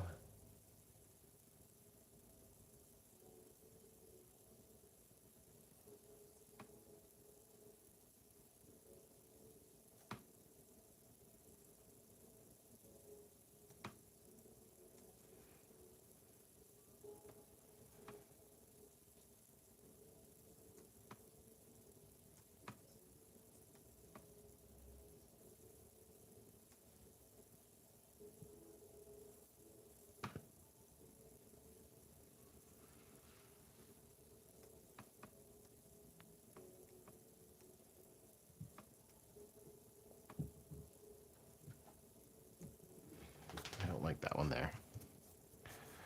We're just gonna act like that never happened.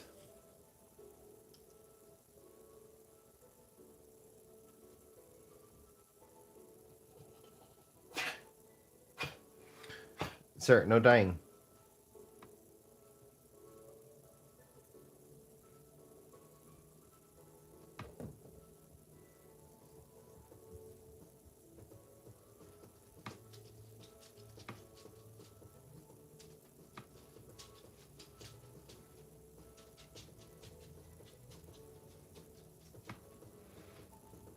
Nope, he's up now.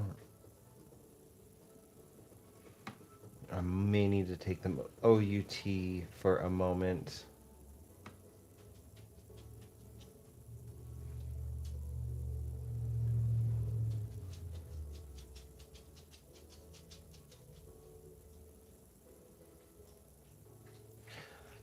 You don't want to go for all 999 Koroks? Hey, slow down.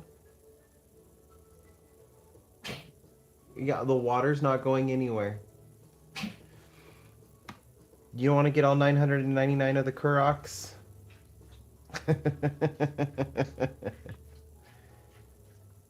Baxter, slow down. Um, don't you get what is it? Is it Hetsu's? You don't want to get the poop, the golden poop.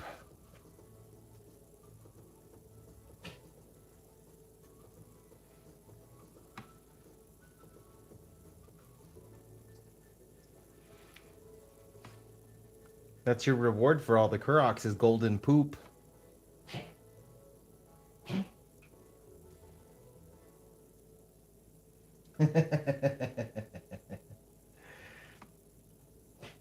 Sir, stop dying. You give me that look all you want.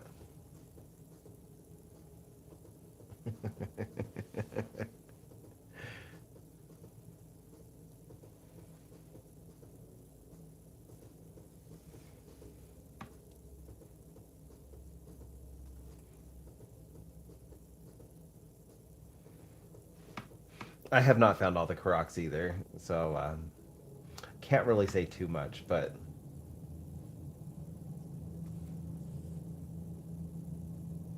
I do think it's really funny that you put in all that work for literally poop maracas.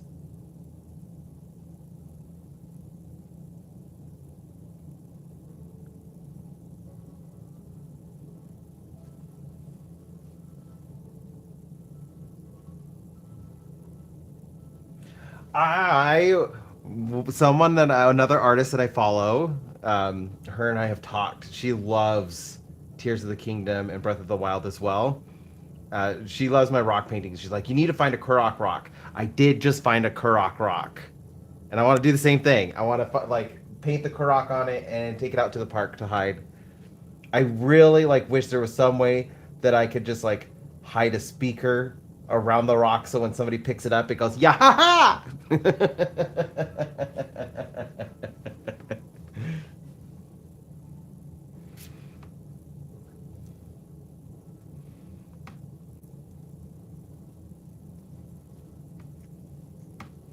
Yeah, I've been looking for a Kurok rock for a while. Because she had brought it up. She's just like, I want to see you create something like that.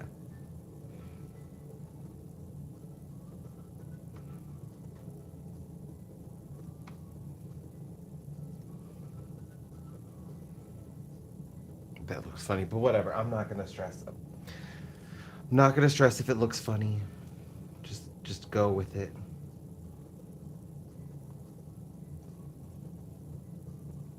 Right? It would be like the best way to hide a rock. Although I could probably take it to a coffee shop. We do have uh, Coffee and Comics, which is a coffee shop out here, and they have a lot of gamer and nerdy stuff in there. Really love the coffee shop. I could probably hide it somewhere in the store, and if I just let the employees know, they'll probably say it if somebody finds the rock.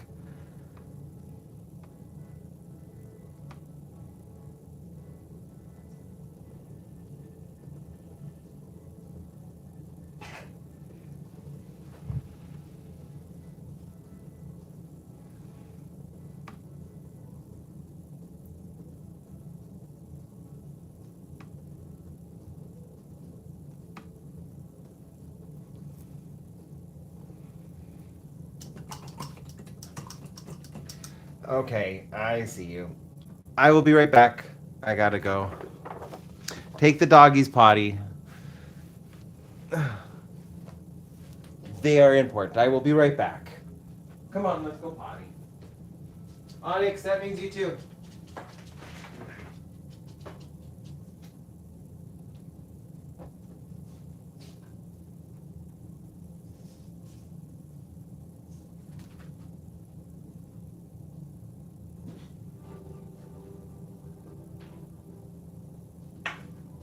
Onyx, come on. Let's go potty.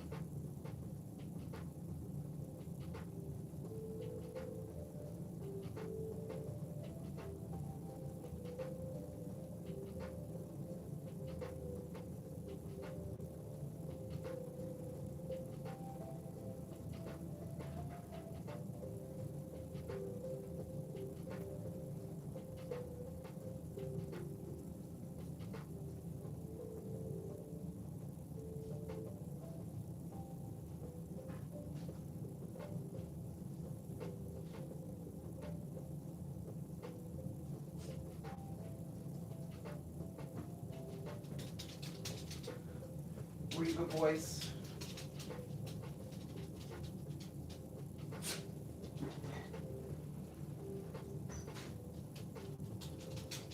Were you good boys? Alright. It's cold out there. You guys don't want to wear your sweaters.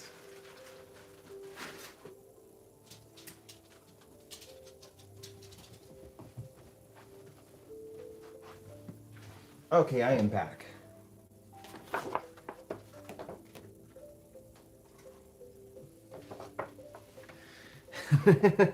That's funny.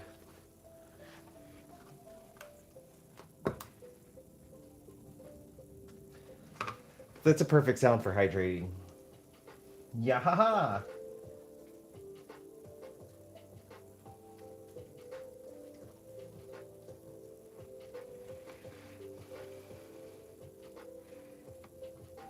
I am pretty sure I was done with white. Why did I just get more?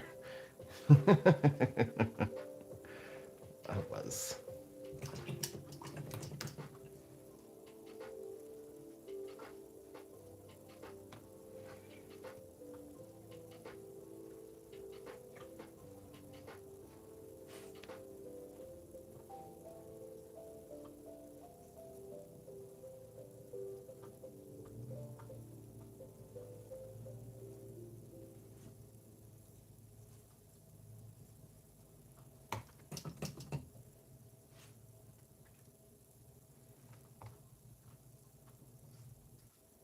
I gotta at least get these trees done.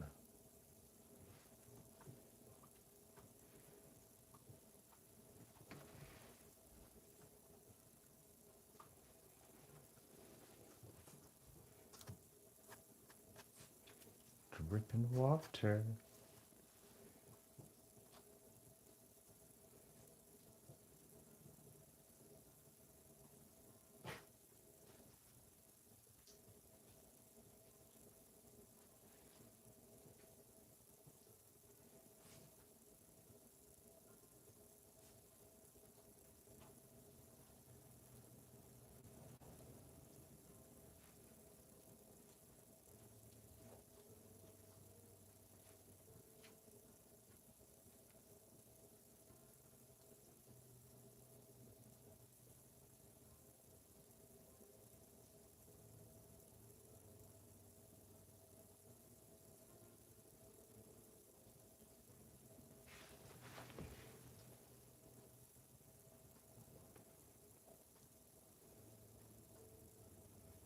Is it that good, Onyx?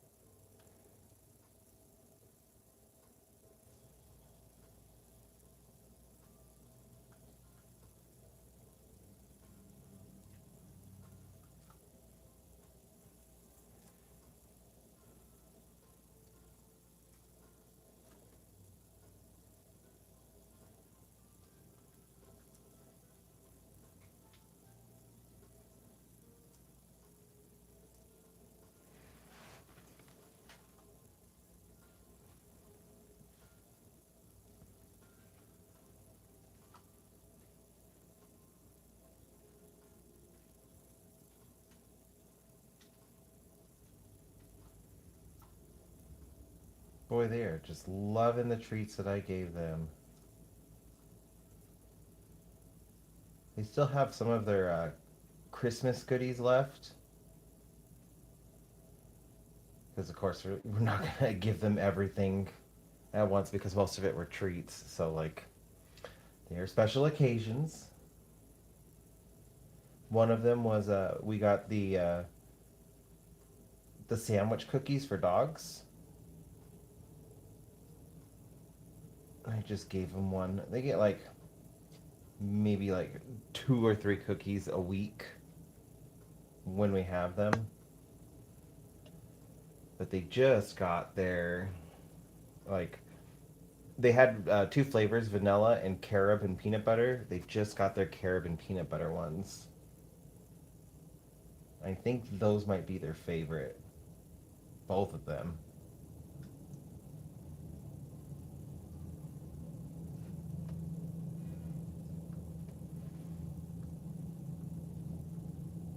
And if you're wondering, they are human grade like doggy cookies, so you can eat them. They're just regular cookies, but made dog safe.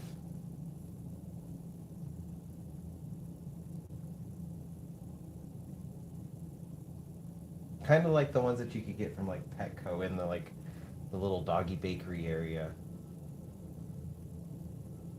If you've been to a Petco.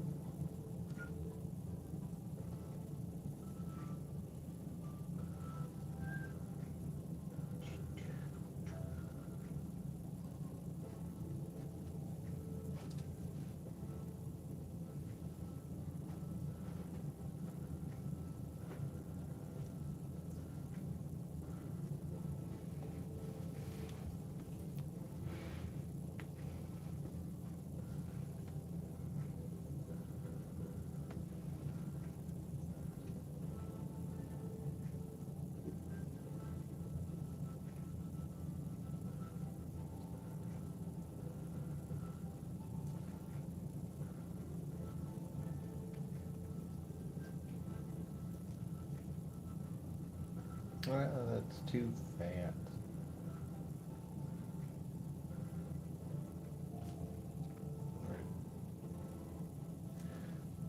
Too wide of a brush stroke.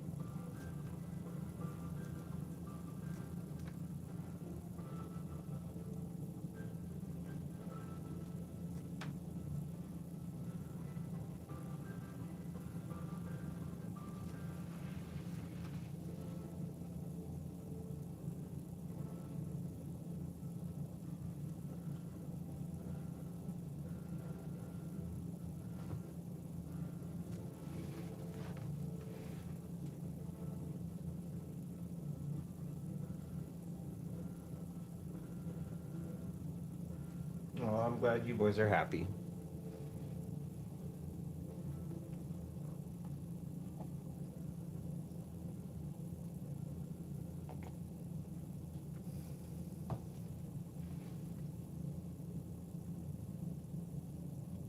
I will give them that.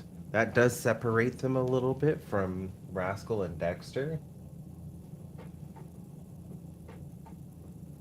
Something that I've noticed Onyx and Baxter do that they didn't is they say thank you. Like they come up to Eric and I and will let us know like they appreciate the treat. Dexter and Rascal just kind of expected them.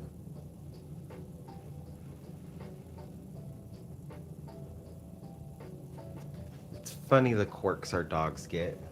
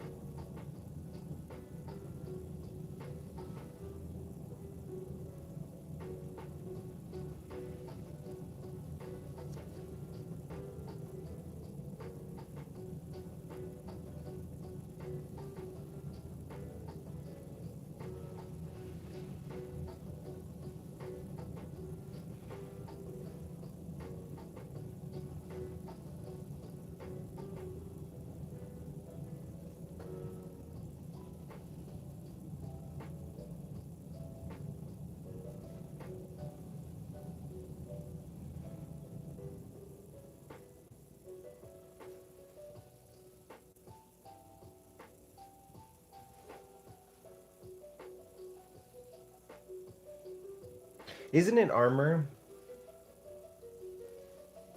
If I'm remembering correctly. It has been a minute since I've played it. I do need to pick it back up. Actually, what I want to get is the new Hyrule Warriors. Eric and I played the last Hyrule Warriors together. That was a lot of fun. We don't play very many games together like that.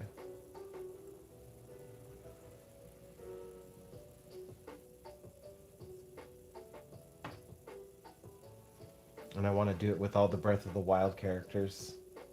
Or all the Tears of the Kingdom characters.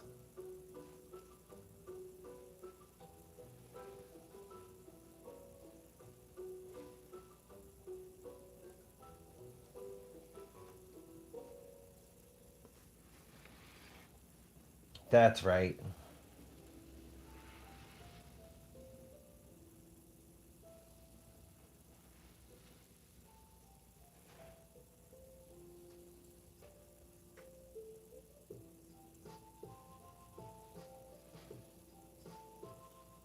But the important thing is, do you feel like it was worth it doing all of the shrines? As long as you feel like it was worth it.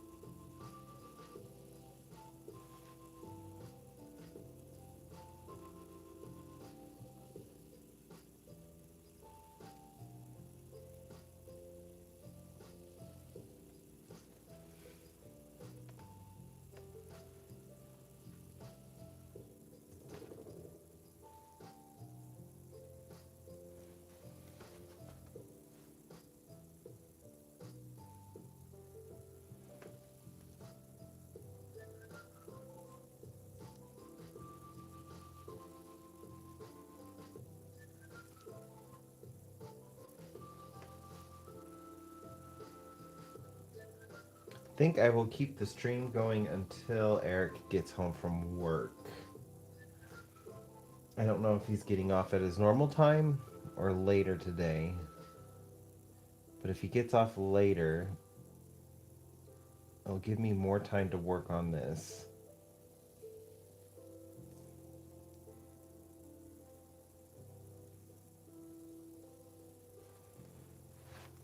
Light blessings are my favorite part of that.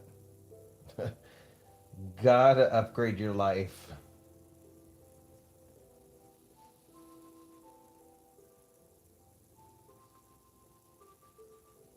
The weapons are nice, but I'm all about getting that stamina wheel maxed out and the heart bars maxed out.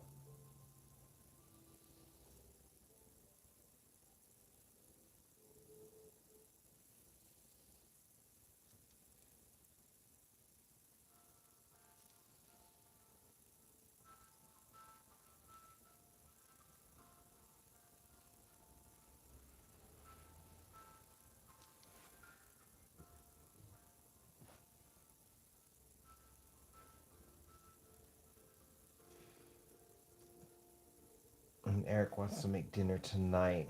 He's making milanesas. Basically just breaded and fried chicken breasts with some sopa, tomato soup. Since it's cold outside.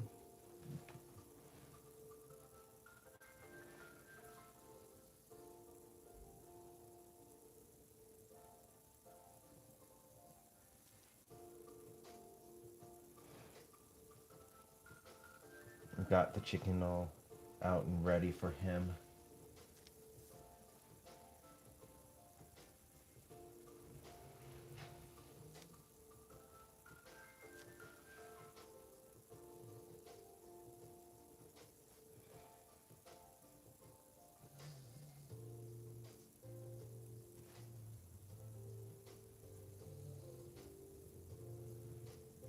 Yeah, I like his milanesas.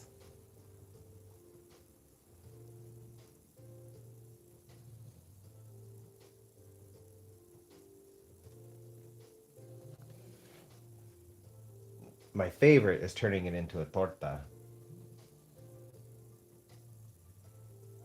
Put it on bread, make a sandwich, all the dressings. Then with his sopa.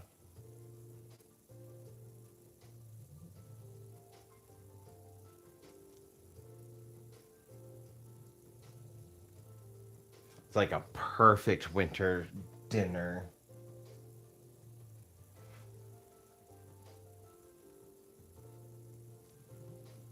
It's also really good for lunch, especially if you like toast the torta first with some like cheese to make it like a grilled cheese sandwich and then put the chicken in it. Ah, my favorite.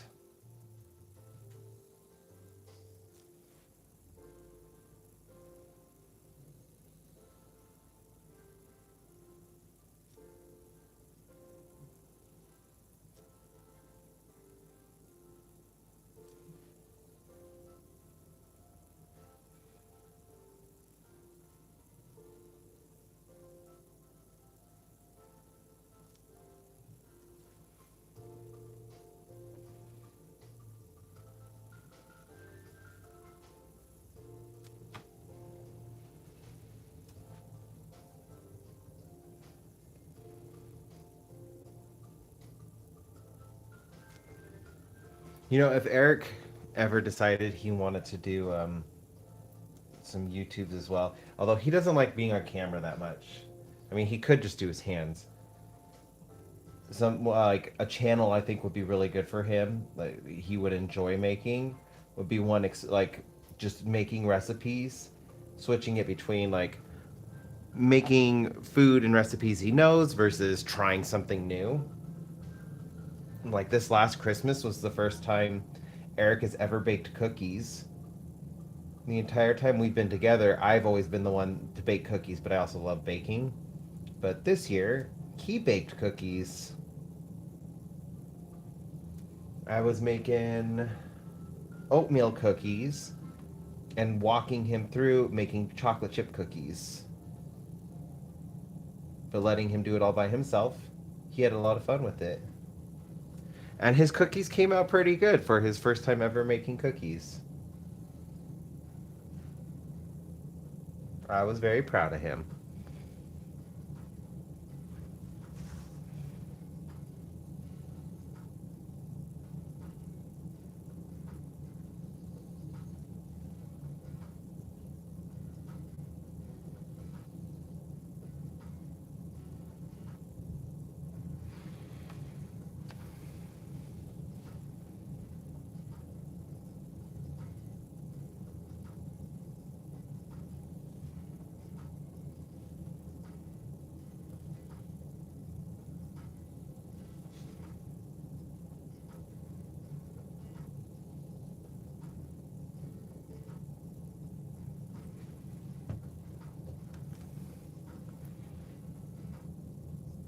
help him learn to make other stuff as well. For the longest time, he wouldn't teach me how to make his salsa, but I feel like if I'm teaching him how to make cookies, it's only fair if he teaches me how to make his salsa.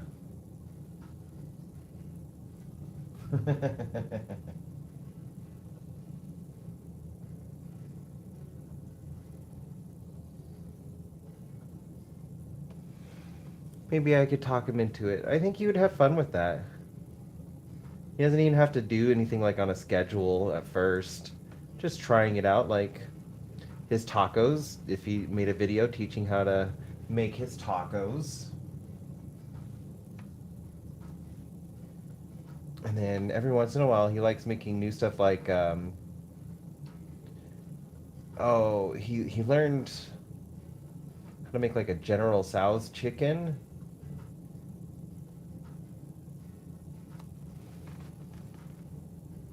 There was something else that he had like learned too.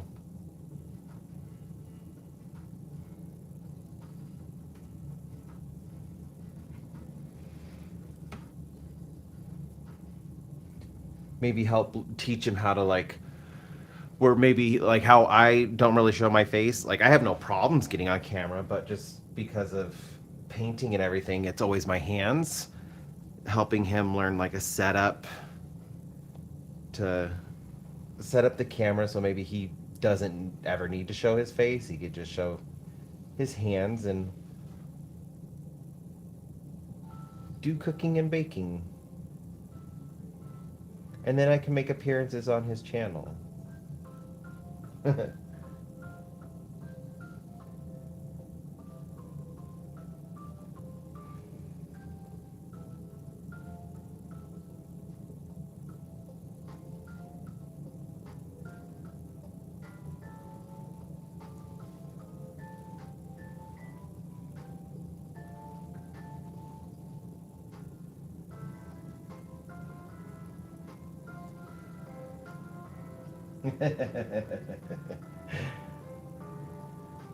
I already am the taste tester. That is definitely my job.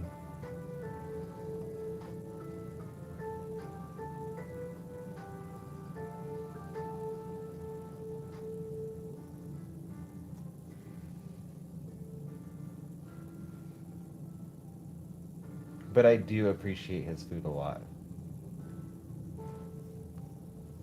He makes fun of me because I do like a little butt wiggle when I'm eating his food, like I'm wagging my tail.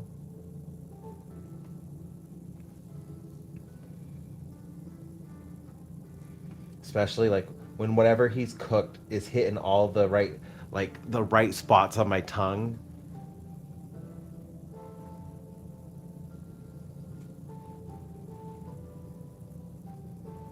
What is it that they say in Futurama? Exceptional mouth feels.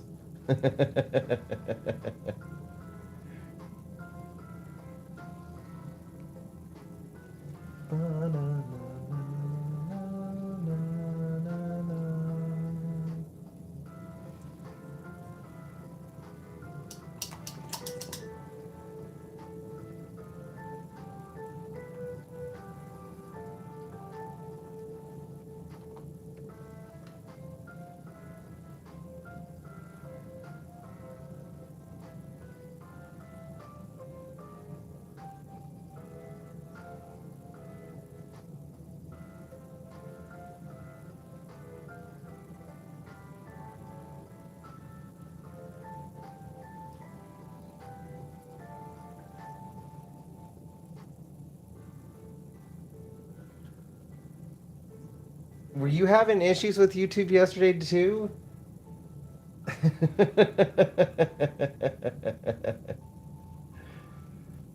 I noticed something was up with YouTube yesterday when I ended my stream.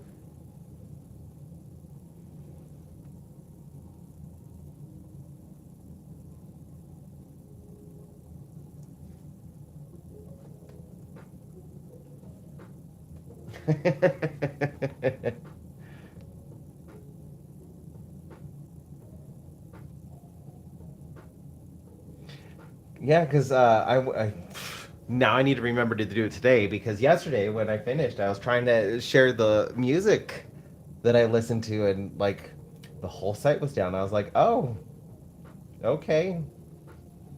I guess I'm not going to share the music. And then I forgot.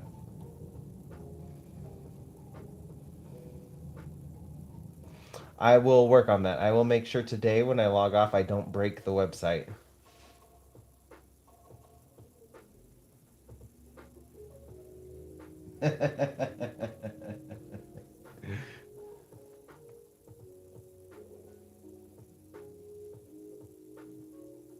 It was funny how it went down literally right when I ended my stream. I didn't even like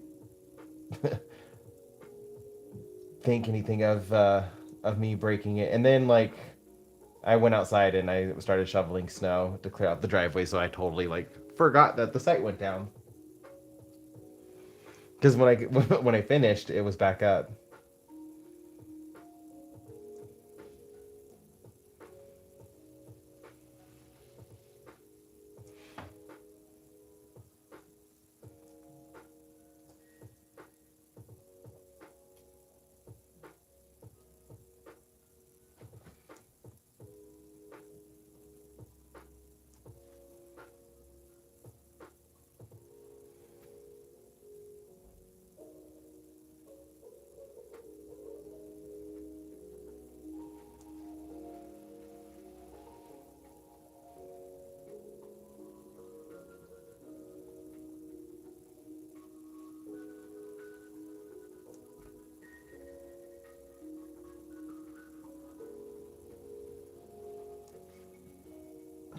This is a little too watery. I think it might be a little too watery.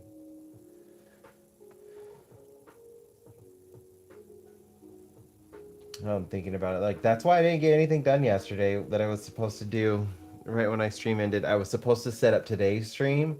Totally forgot because when I tried doing it, the site was down, and I was like, "Oh, I'll just do it later." Totally forgot. Shared the lo-fi music that I'm always listening to in my streams, but the site was down. Totally forgot to do that.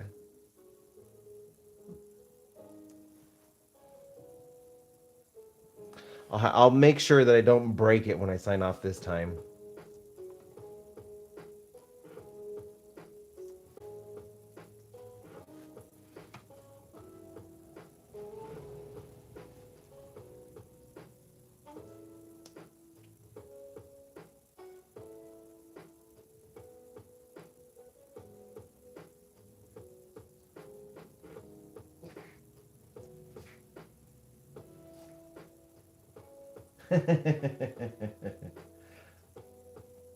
I alone was holding YouTube together yesterday.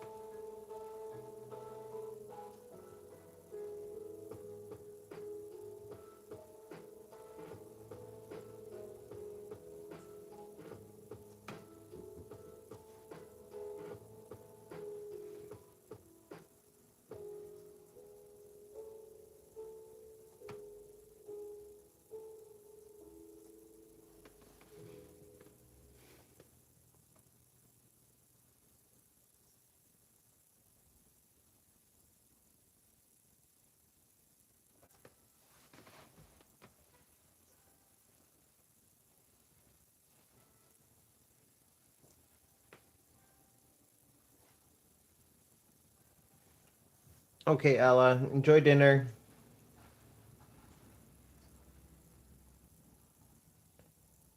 I will try and hop on your stream later.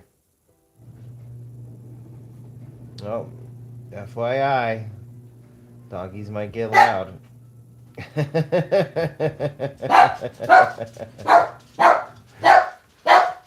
Baxter. Hey, Baxter. I know you're excited. You're gonna blow out everybody's eardrums. You're gonna blow out everybody's eardrums, sir. Hey, come here. Come here. We gotta wait till the garage door closes. Be right back. Hey, go get him. Okay, let's get in there. Come on. Baxter. Baxter. Love you too. Hey. Settle down. Settle down. I know you want the pets. You want the lovings. I know you want the boots. I know you want the boots. I won't even do it early. He's just so excited. It's a little early, but we'll do it. We'll give you your food. You want your yum yums? You want your yum yums? Yeah, you do. You want yum yums. And the massages. The massage. Yeah, you want the massage. Yeah. Oh, you can't bark when you're getting pets.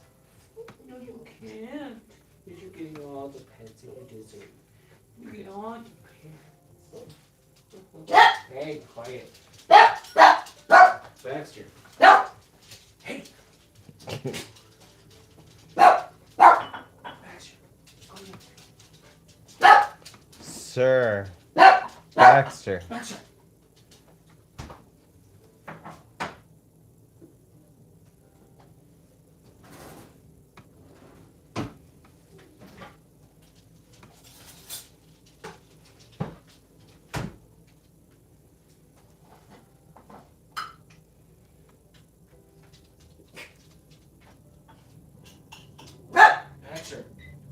At least I'm gonna finish the trees. And then I only have 2 things left to add in afterwards.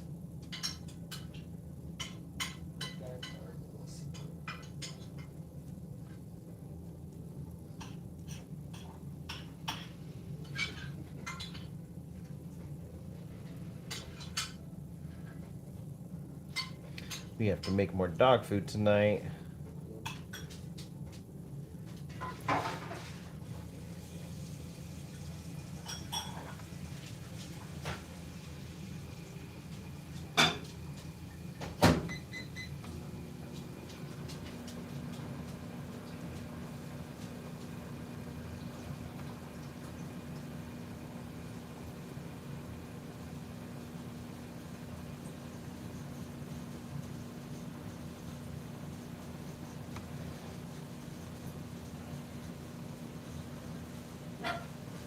Hey, you're so impatient.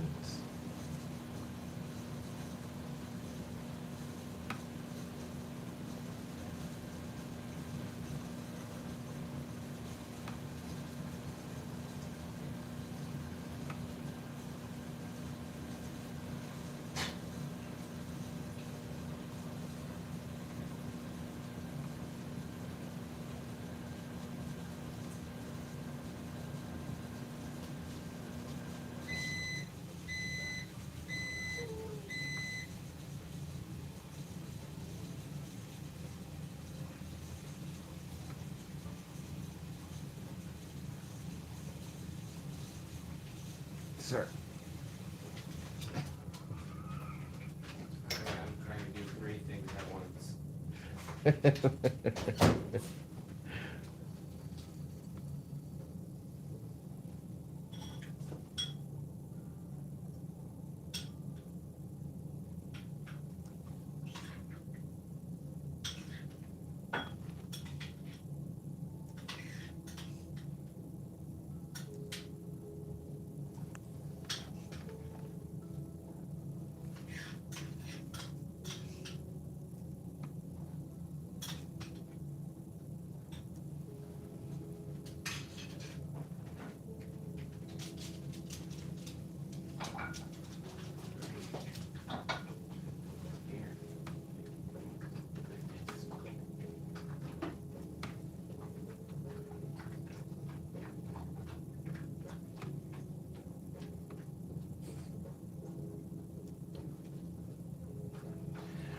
You know what I could do? If I. Silly, yes. But since I feed the dogs homemade dog food, I can start their own channel. And whenever I feed them, I can do like a little mukbang with the dogs.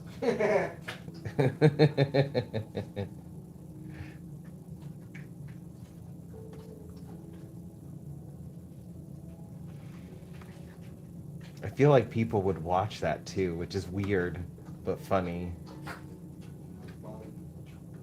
Just watching our dogs eat. Like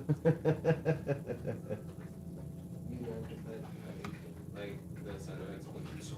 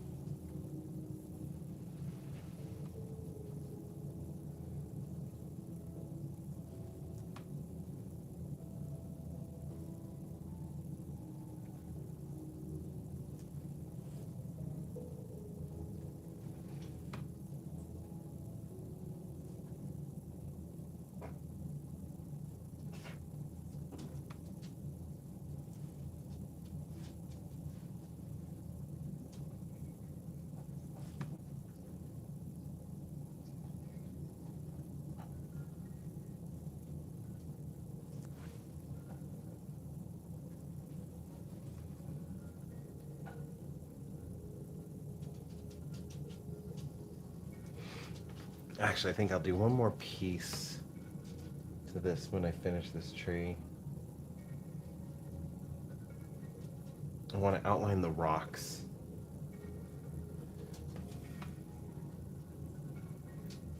I kind of feel like I have to. It needs it.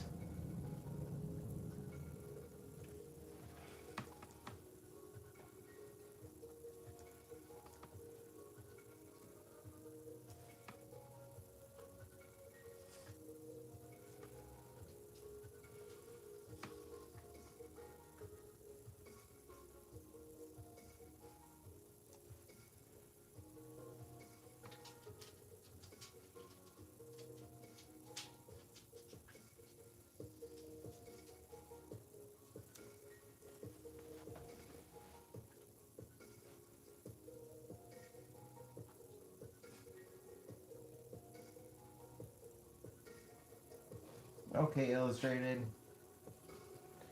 Enjoy your dinner. I hope you have a good night.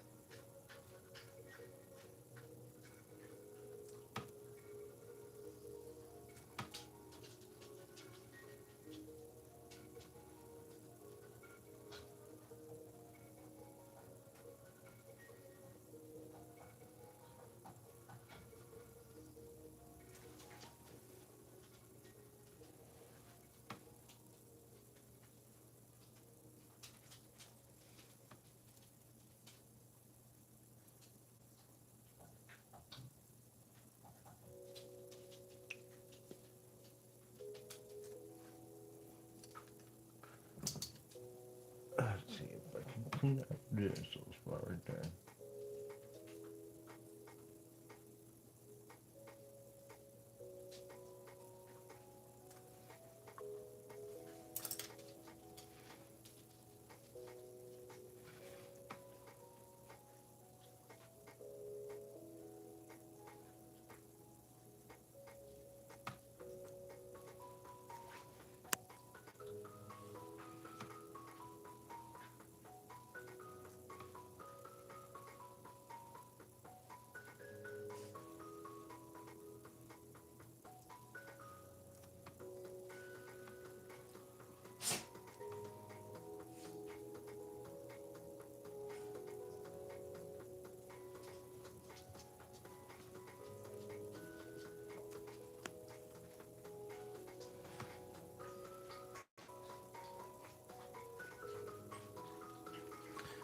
Slow down, buddy. Baxter.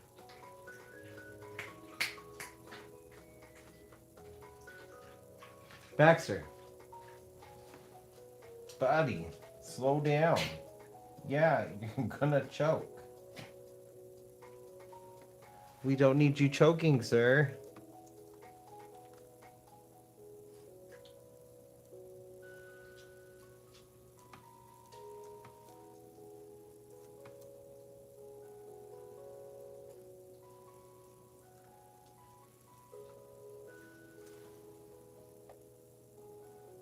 Hey, how's it going, Gray Cloud?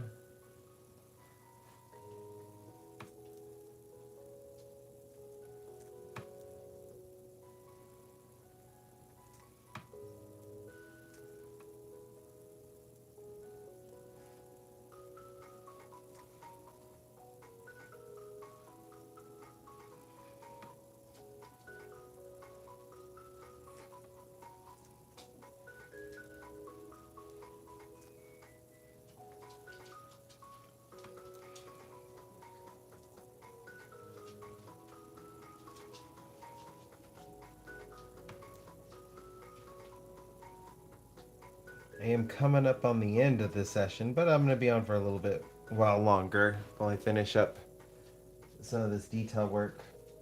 And then I will probably finish this one in the next live. I haven't decided when that's going to be because I feel like I'm starting to get out some of the feelings that were holding me back, causing me to get block. I'm working through them.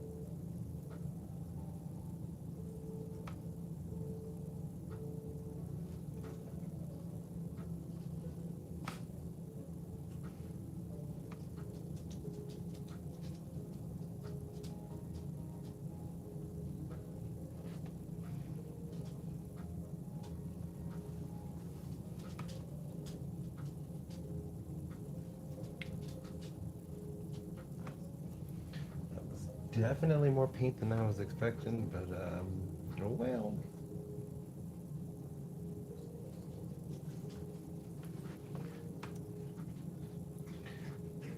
Baxters, sir.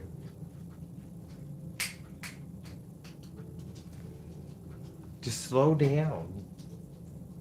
There's plenty of water there.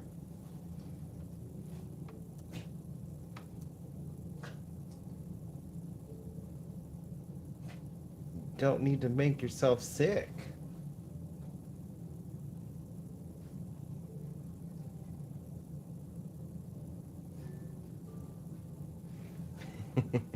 There is nothing wrong with that.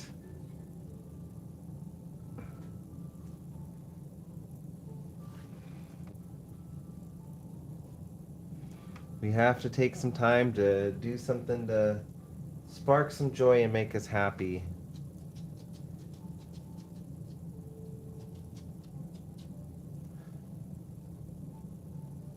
That is for certain.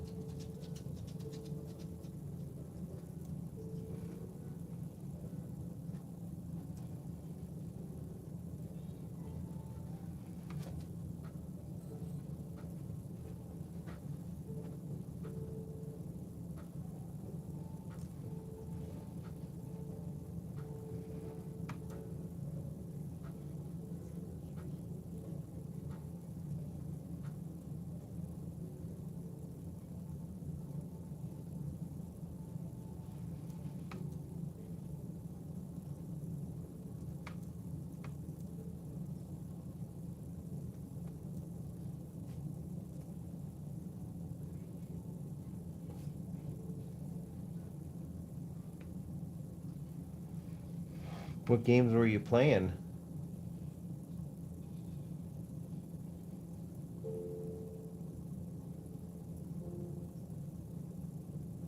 I was talking about some games I want to replay and play earlier.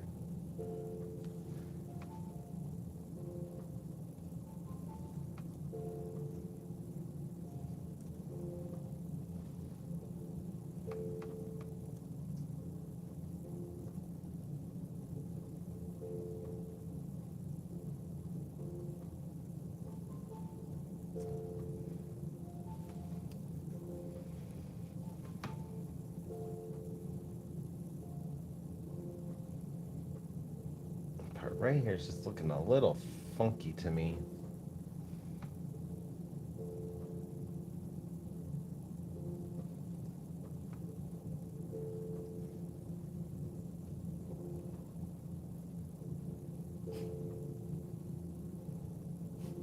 Sounds fun. I have not heard of it. But as long as you're having fun with it. I haven't done any online RPG stuff in a long time. I used to be part of like the Gaia online community. I cannot remember my account for the life of me though.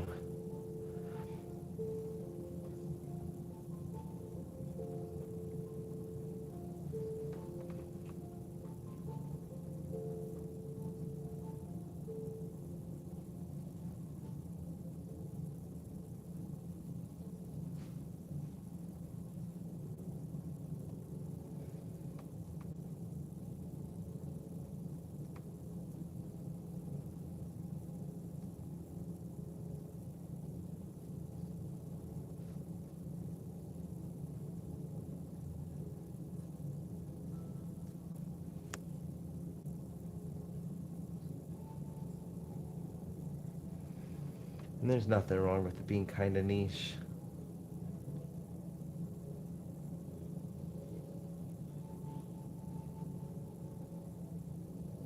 Sometimes that's what makes a community a lot of fun.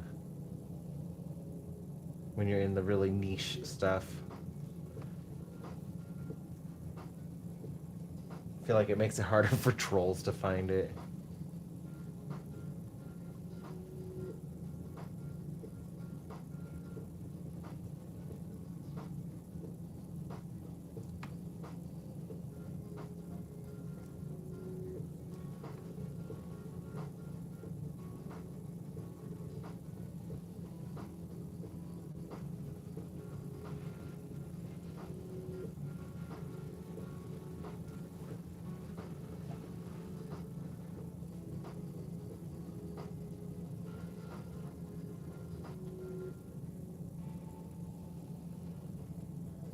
I've never really played online RPGs like that. I have played Morrowind, Skyrim.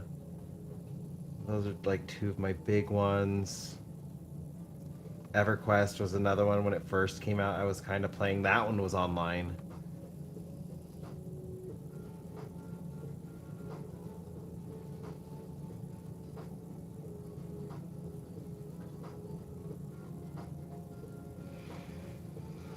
One of my friend's neighbors had like a freaking computer lab in his house. Like this would have been 2002.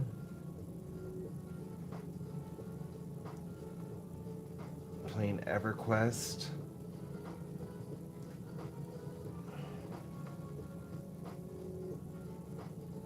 Was it EverQuest? Oh, now I'm questioning myself. Like that's the closest I've ever gotten.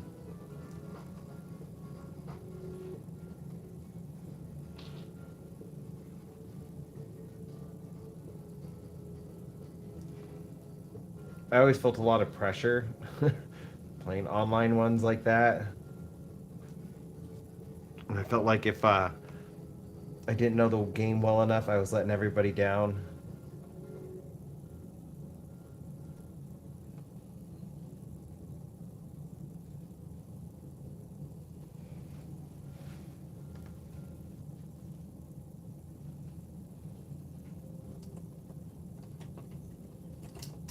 Yeah, Eric plays World of Warcraft.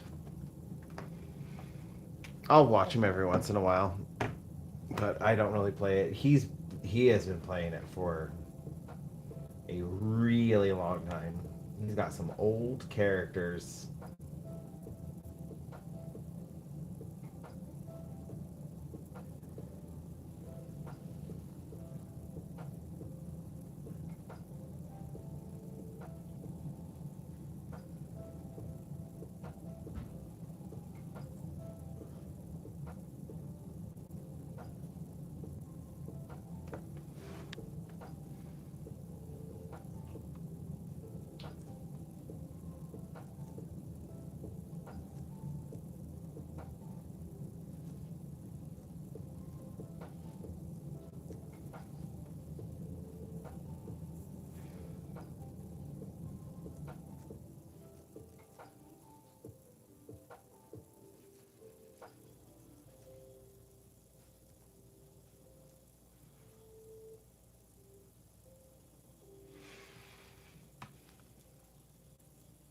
I liked the concept of it. I just never really like when I would go over and play it with my friend. I He would go off and do all of the quests and everything with my neighbor. They would just leave me off in the little baby area. And they're like, okay, have fun. Just gather materials. And then they would go off and play together. Do the dungeons and stuff, because, like, yeah.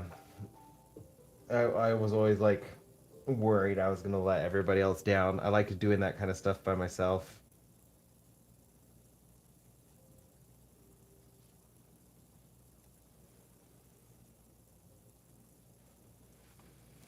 It's probably why I haven't really gotten into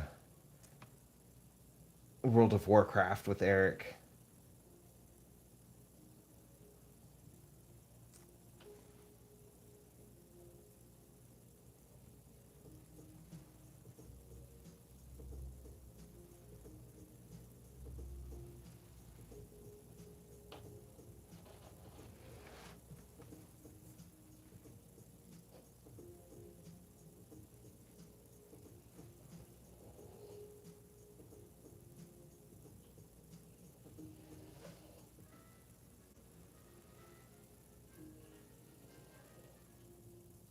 Oh, that sounds fun. I would probably like that.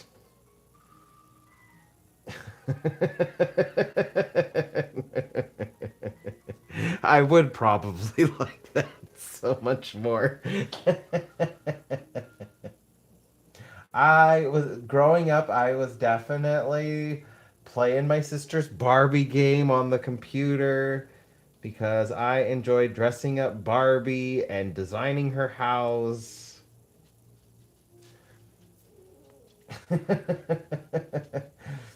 We were doing it on Windows 3.1 and Windows 95.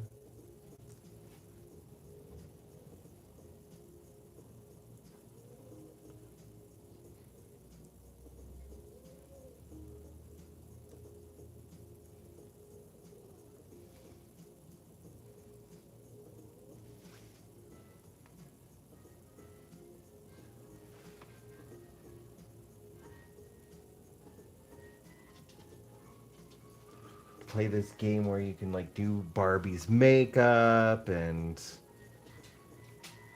dress her in jewelry,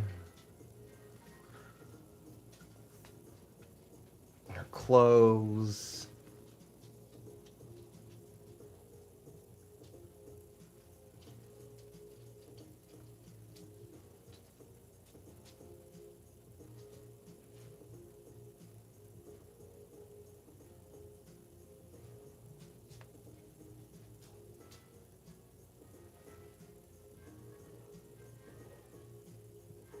Well, you might see a toy fly on the screen. Heads up. Onyx is getting out his after dinner playtime.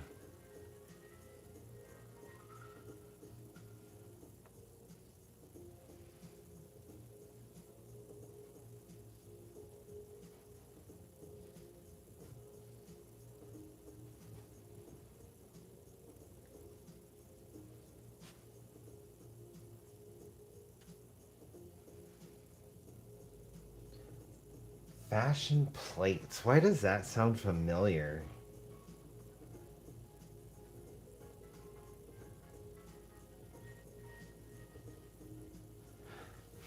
Fashion plates? My brain is telling me I know it, but I'm not picturing what it is.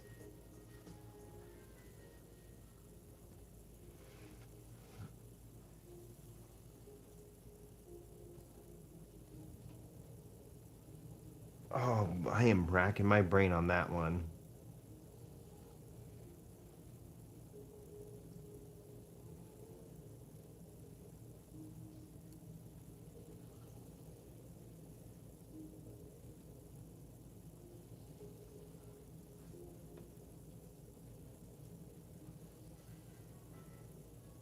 Oh my gosh, yes.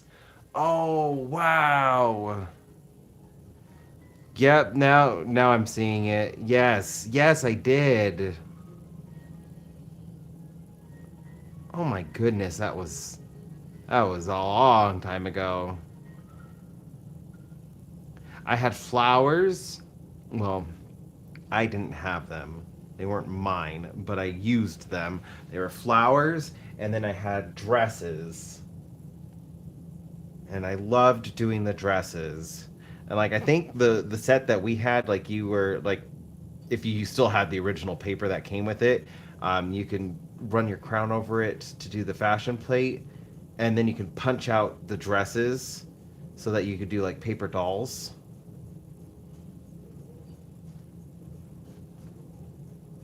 Yeah, those were fun. Wow. That is an old art craft. I have not thought about those in a really long time.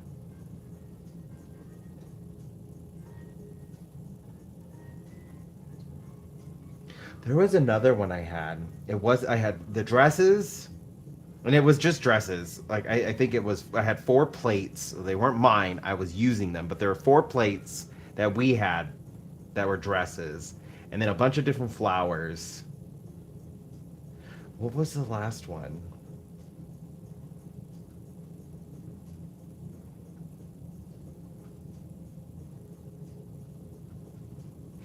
A fish. It was fish. It was for sea creatures. We had it was a starfish, a shell, a shark, and a fish.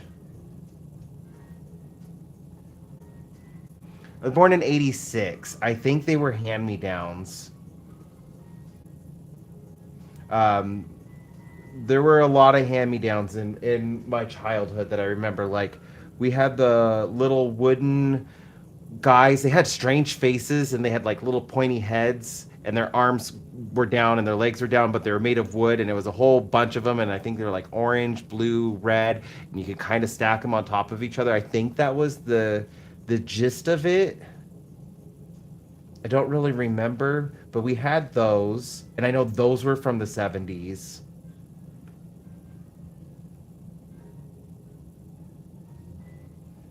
What was the other? There were a couple other like just toys that we had that were just really, really old.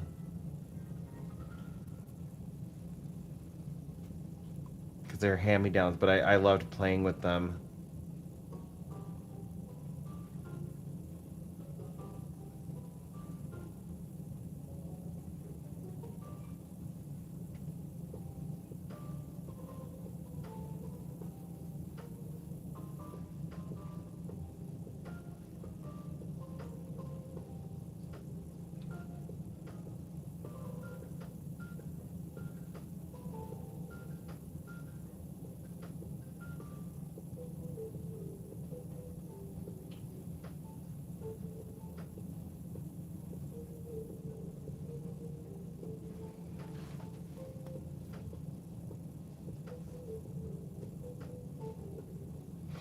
It's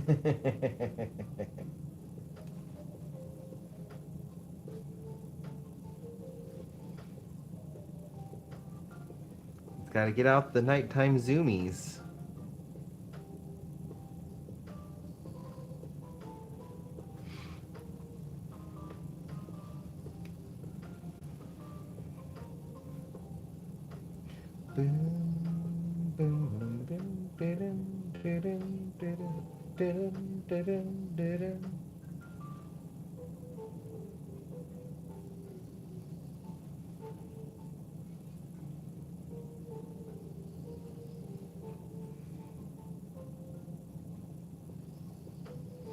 Oh, well, there was another. I think this was like a weird tabletop game, but it had rings, white, red, and green rings. They were like little plastic rings, and I remember I used to wear them like rings, even though that wasn't what they were for. It was like some kind of game with a board and netting. Oh, I don't remember what that game was called. I never learned how to play it because I was too little for that. I just would play with the rings and slide them across the board.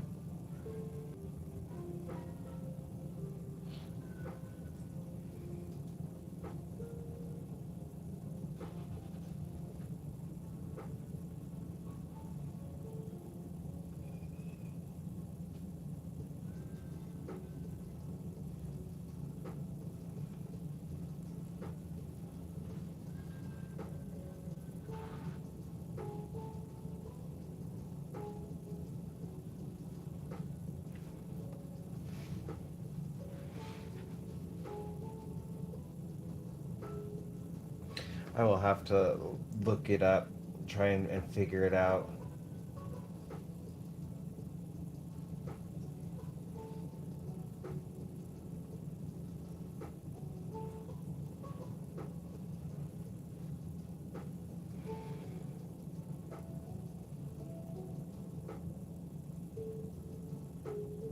Oh, and of course there were a whole bunch of like Barbies that were in this like it's like a toy box, like at my grandparents' house. And there's a whole bunch of Barbies, and I do remember I hated playing with the old Barbies. Like their hair, like for the compared to the late '80s and early '90s, the hair on those really old Barbies sucked. Like once it was moved out of place, like there was no fixing it, and that would always frustrate me because I always wanted my Barbies to look pretty.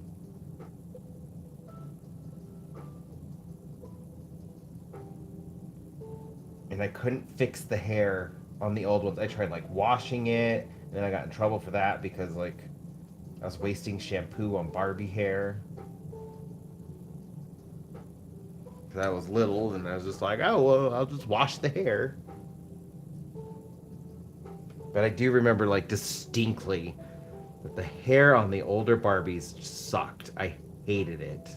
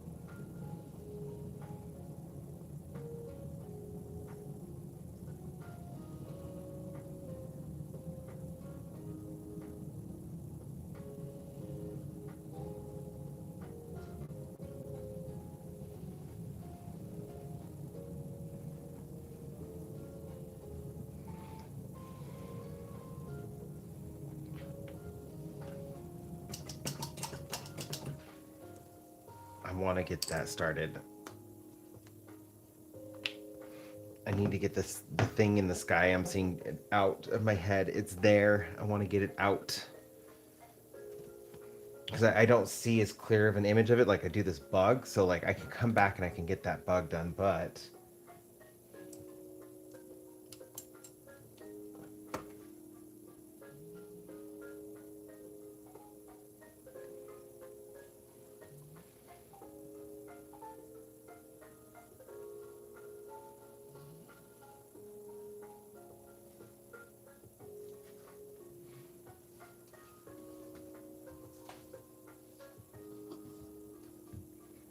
let's see.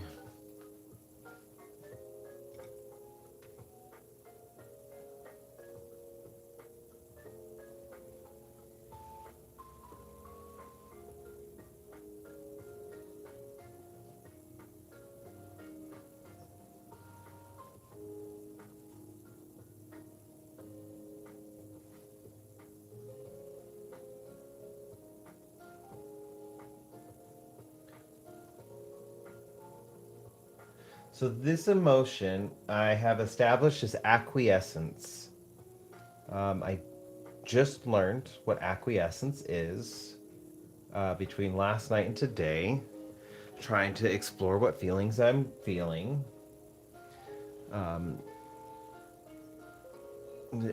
So essentially, I went down a rabbit hole last night and this morning, trying to like figure out what exactly I'm feeling, and it led me into radical acceptance, which is a Buddhist philosophy,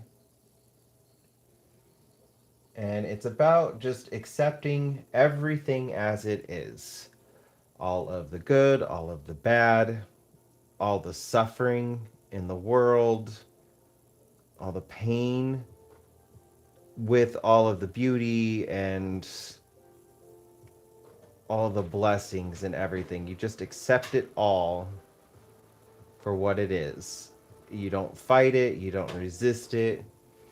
And I don't agree, like philosophically speaking, I don't agree with that mindset. Not that it's wrong or anything, that's just not where my personal philosophy lies. And I kind of feel like it's creating inner turmoil that I'm feeling this when it goes so against my core philosophy, which is why I feel like it needs to come out so much. Like why it's been so like it's there, I have to get it out kind of thing.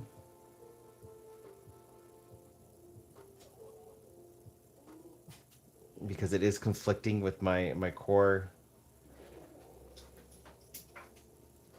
I totally messed that up, but I can make those teeth. Because it's going against my own personal core philosophy. So that's why I'm struggling with the fact that like I'm feeling these feelings that are so contradictive to who I am, at least how I feel who I am. But it doesn't make the emotions wrong. I'm feeling them. They're very valid. So I'm just kind of sitting with them. And I feel like that's what this piece is representing.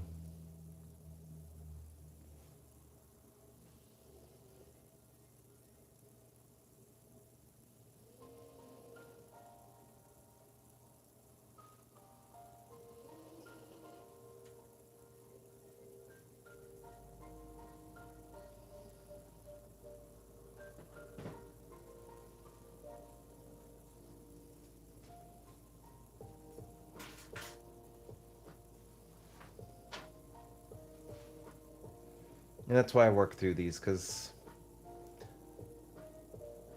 these feelings can get big and feel overwhelming, especially when you don't necessarily like understand what they are. Like having a feeling that goes against who you feel like you are as a person. And I don't like just shutting these feelings out because I feel like that makes them take over because they want out.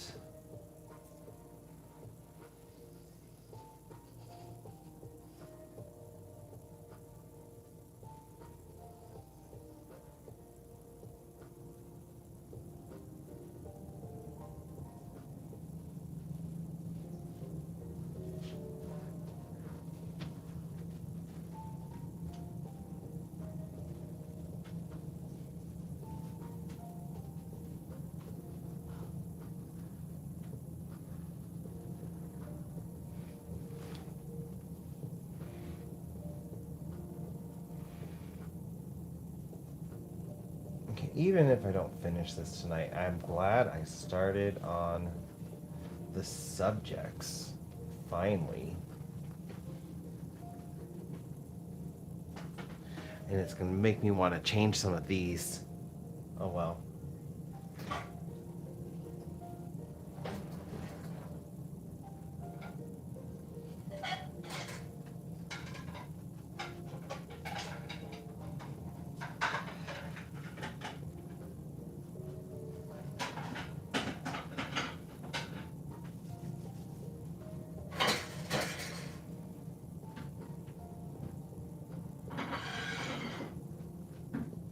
I will say that I knew that this feeling related to events that are going on in the world right now. And like now that I kind of understand, I I see exactly like how it plays into world events and how it's affecting me.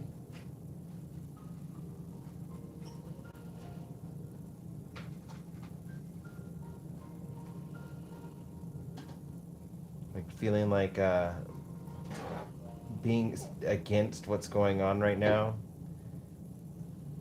when everything else in the world is just telling us to like, oh, just accept it. It's just part of life. Just accept it.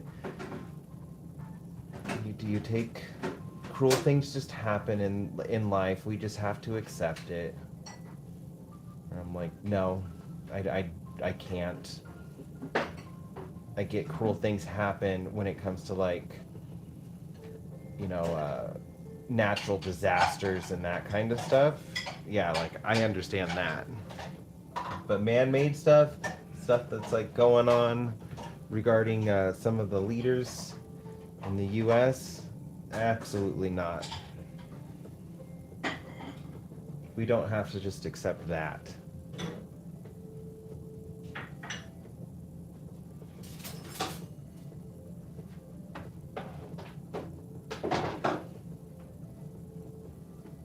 But I feel like so many people in the world are just accepting it, and they're like, I'm too scared to stand up. I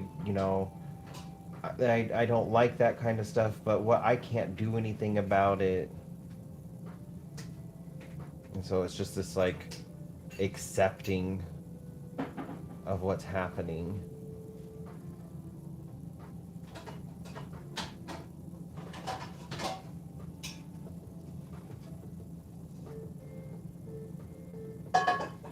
I just needed time to like kind of figure that out.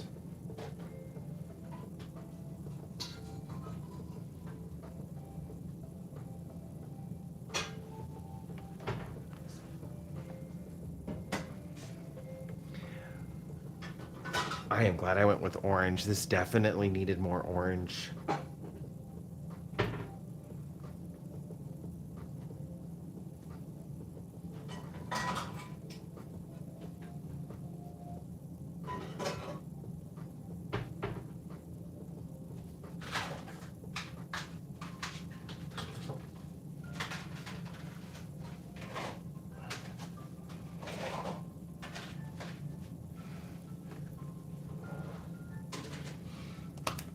Yeah, this was a very good choice.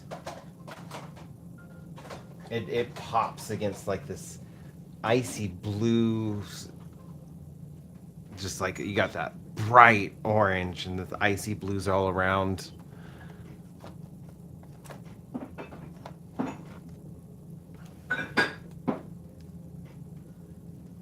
I think I will get a little bit more done on the skull, and then I am going to go ahead and end the stream, because that will be close to 4 hours.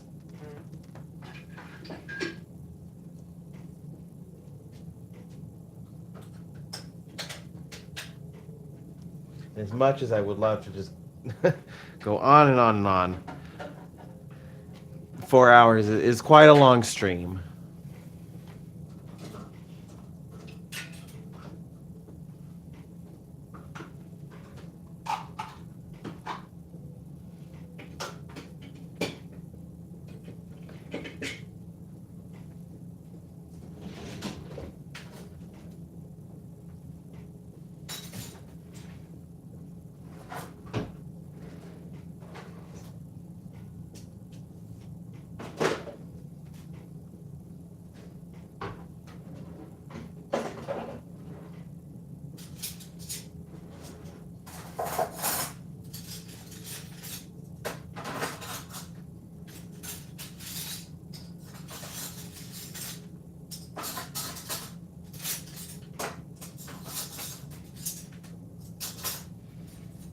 How's it going, Fees?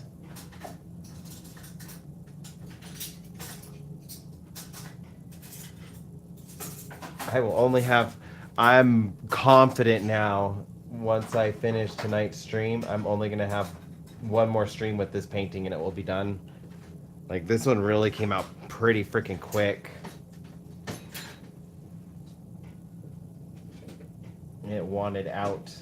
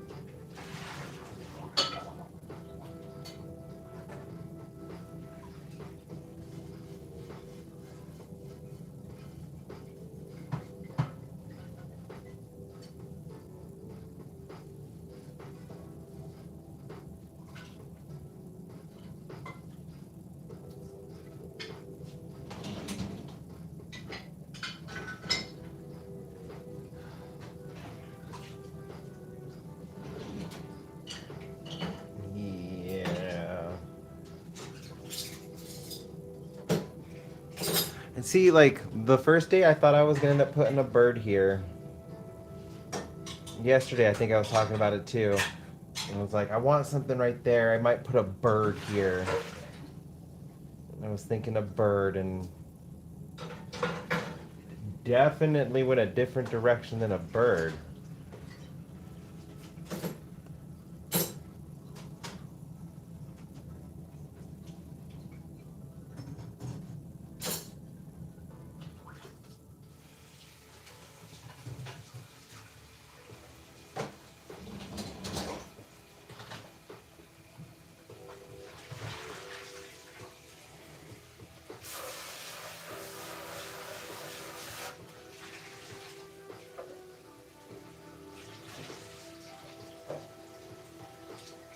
And I gotta make it look a little bit more painterly now.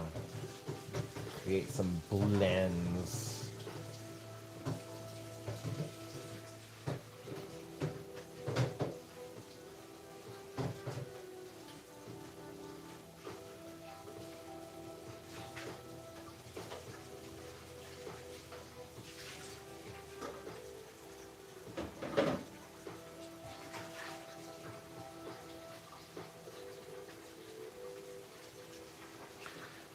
Yeah, I don't know how true it is, but haven't there been studies done that like people go crazier around the full moon and like lunar events like this?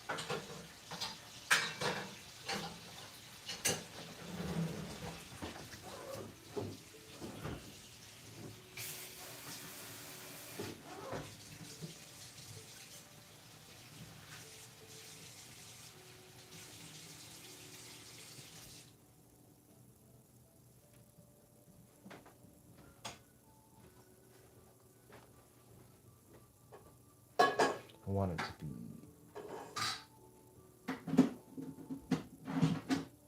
like fiery.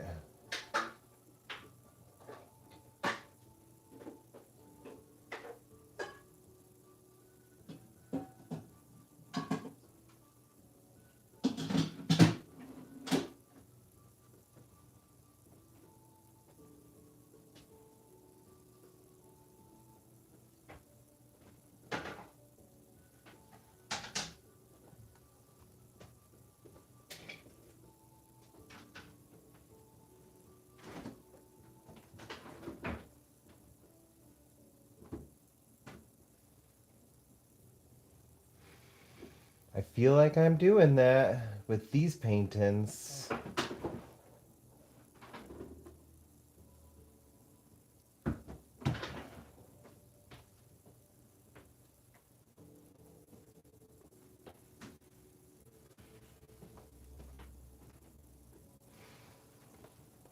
Boy, this guy's looking crazy. I'm not expecting to create this.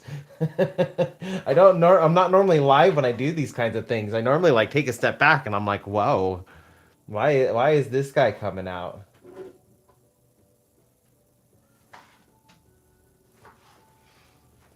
This is not what I was expecting to create today.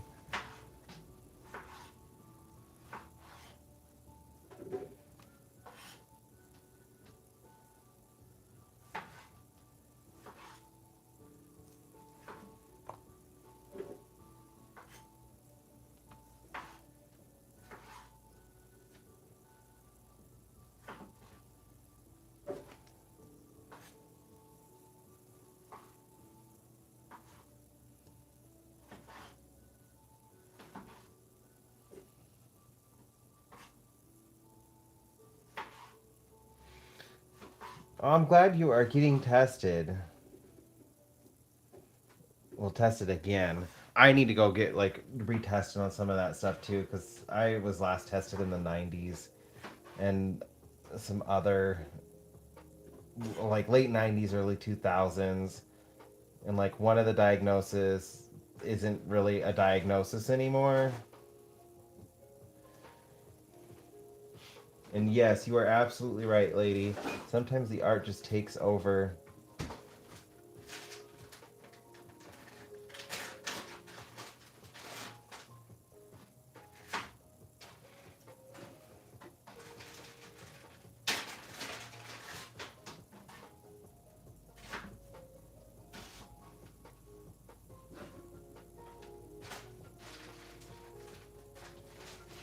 Like Asperger's, ADHD. Well, ADHD is still a thing, but yeah. See, I got diagnoses and stuff when I was a kid, and I was put on all sorts of medications, but I kind of like took myself off the medications. 'Cause I didn't like the way that they felt, or I could feel like I was getting addicted to them, and I was already struggling with wacky tobacco as a teenager because like I started smoking when I was 13. I started wacky tobacco when I was 13, and then like because of the combination of Asperger's and ADHD, they tried putting me on Ritalin, which is essentially prescription like speed. Like I don't know a different way of saying that. So like I really didn't like the way how that was making me feel, and it was keeping me up. Like I was focused and I could do stuff, but like I was taking it and it was keeping me awake for like 20 plus hours at a time. And I really didn't like that.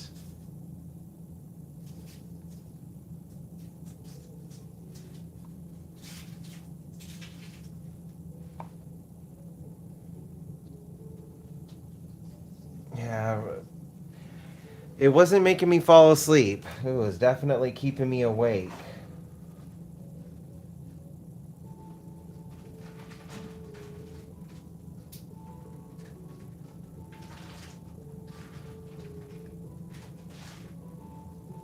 Kind of still want this to look like a fireball. I need to add in some of the white. I might make these back ones look like skulls too.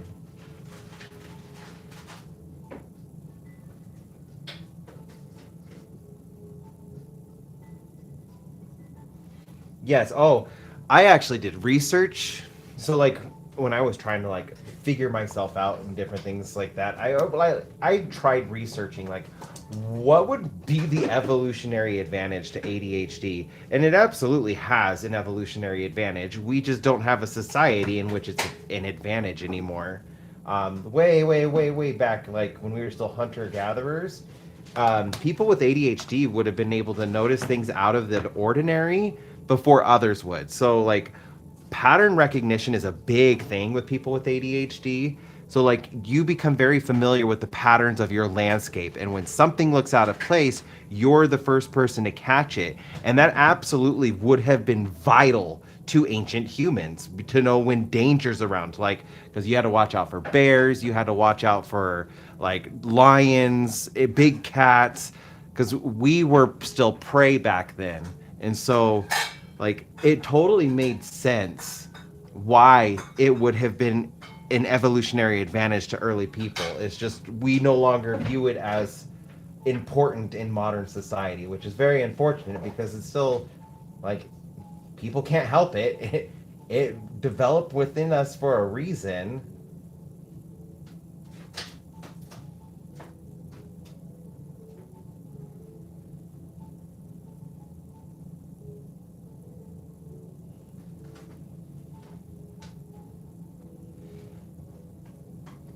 That is very true, Fees. Alright, I need to put some teeth in this.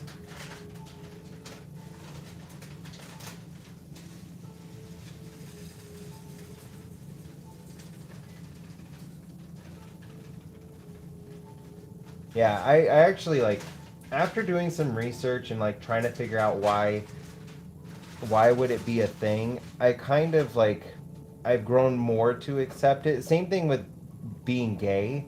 Like yes, there's an evolutionary advantage to there being gay animals, especially in herd type animals, because not every parental group should be able to have children, because if something happens to like one child's parents, if everybody has kids, they may not be able to watch after that kid because they're gonna look after their own first. This is like back in hunter gatherer days. We can see this with penguins. Whereas when some couples are gay, if anything happens to other parents and a baby becomes orphaned, the gay animals or humans were able to adopt them and look after them as their own, keep ensuring that they would still survive anything that was going on. So there's evolutionary advantages to it as well.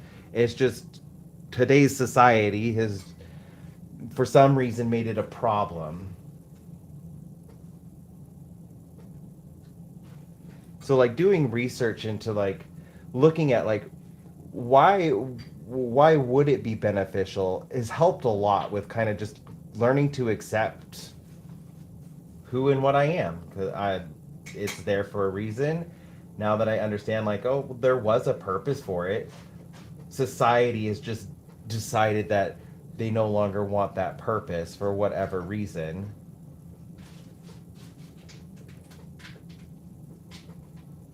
It doesn't make me wrong. I just am.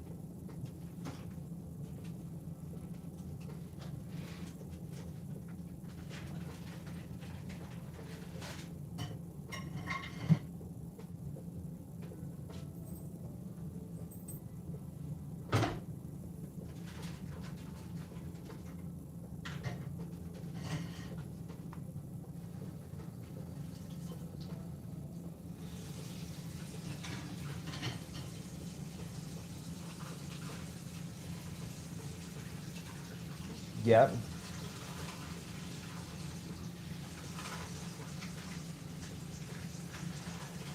You know what, Fees? I have a book you would probably like. If you can find it, give me a second.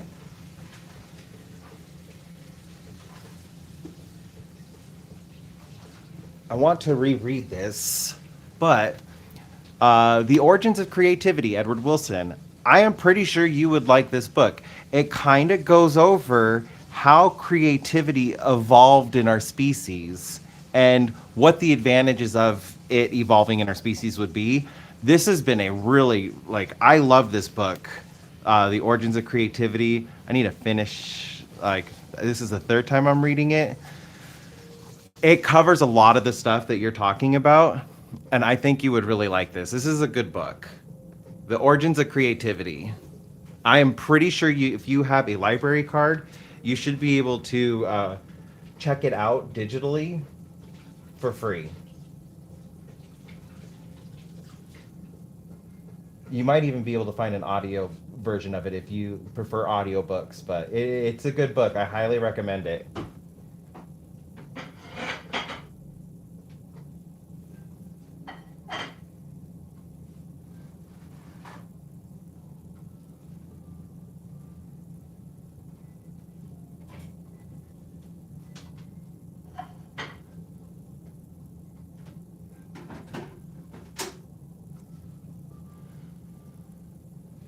And anybody else here, I don't know if anybody else in here likes to read or not, but I think it is a great book.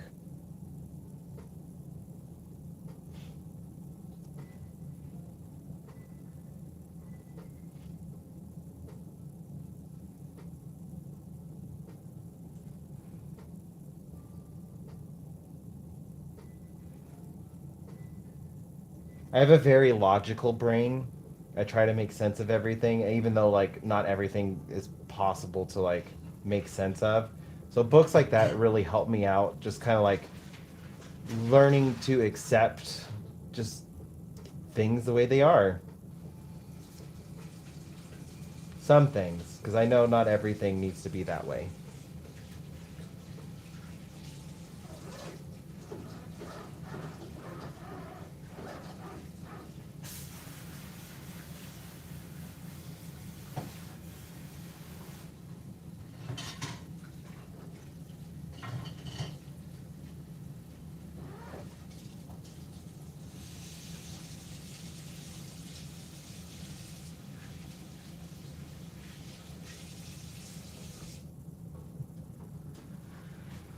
Yeah, I have some very literal traits too. I think that's just part of the tism, though. Because my literal like sense of literalness doesn't necessarily jive with like Eric's sense of literalness, because he's a very literal person.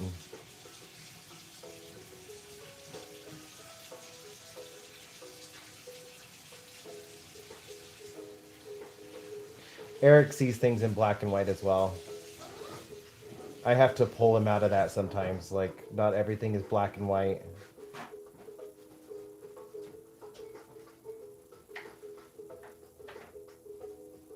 But then at the same time, he kind of grounds me, where he's just like, "Look, like, not you don't need to go with the flow on everything."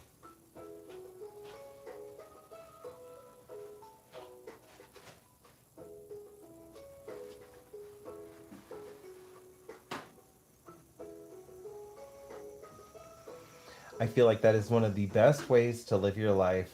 Fee, I try the same. I can always learn from other people. And they can always teach me stuff I would have never imagined possible. And make me see help make me see the world in new and better ways.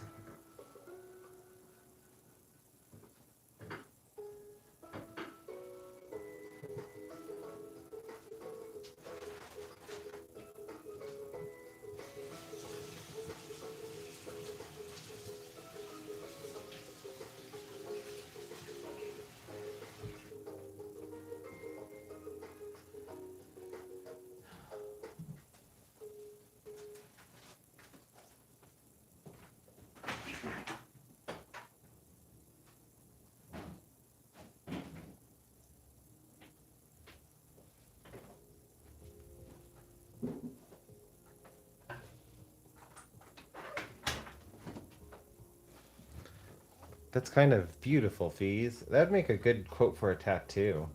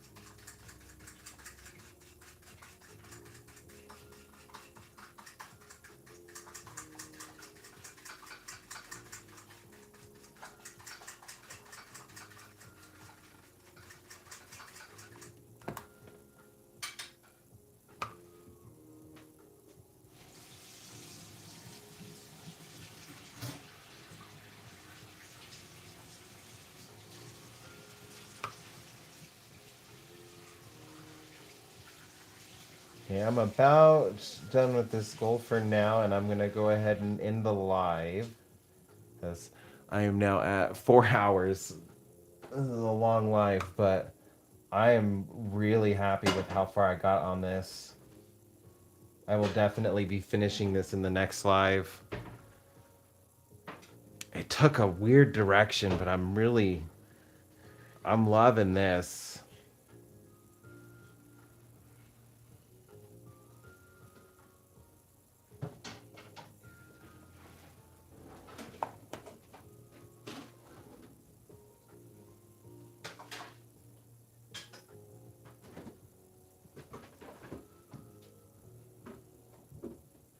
I am going.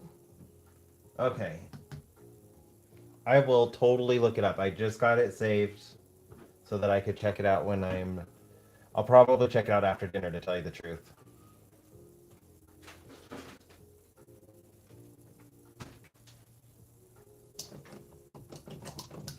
I am glad you've enjoyed it, lady. This is. I love doing these kinds of paintings because I never know how they're going to turn out.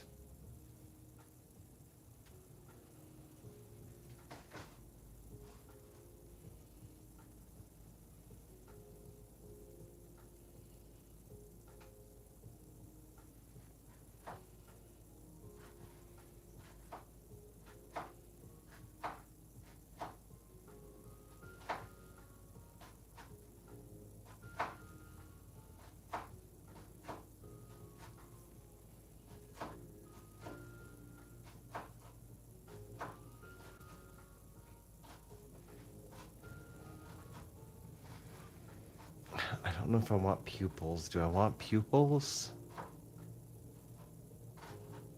No. No, I don't want pupils. Okay, I think this is where I'm going to go ahead and end for the night.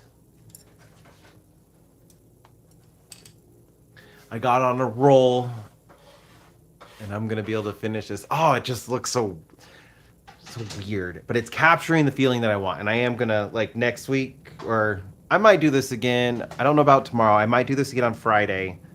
We'll see tomorrow. I have to look at my plans, but I might be able to do it on Friday. And I want to change these to also kind of match the skull. And I need to put the, like, to show it coming from this explosion. And then I need to get the little guy right there. And then this one will be done.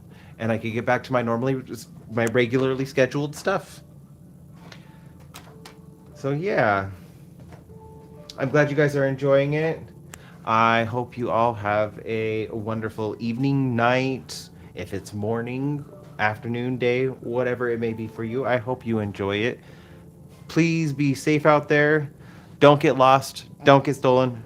Have a wonderful one. Bye, you beautiful people.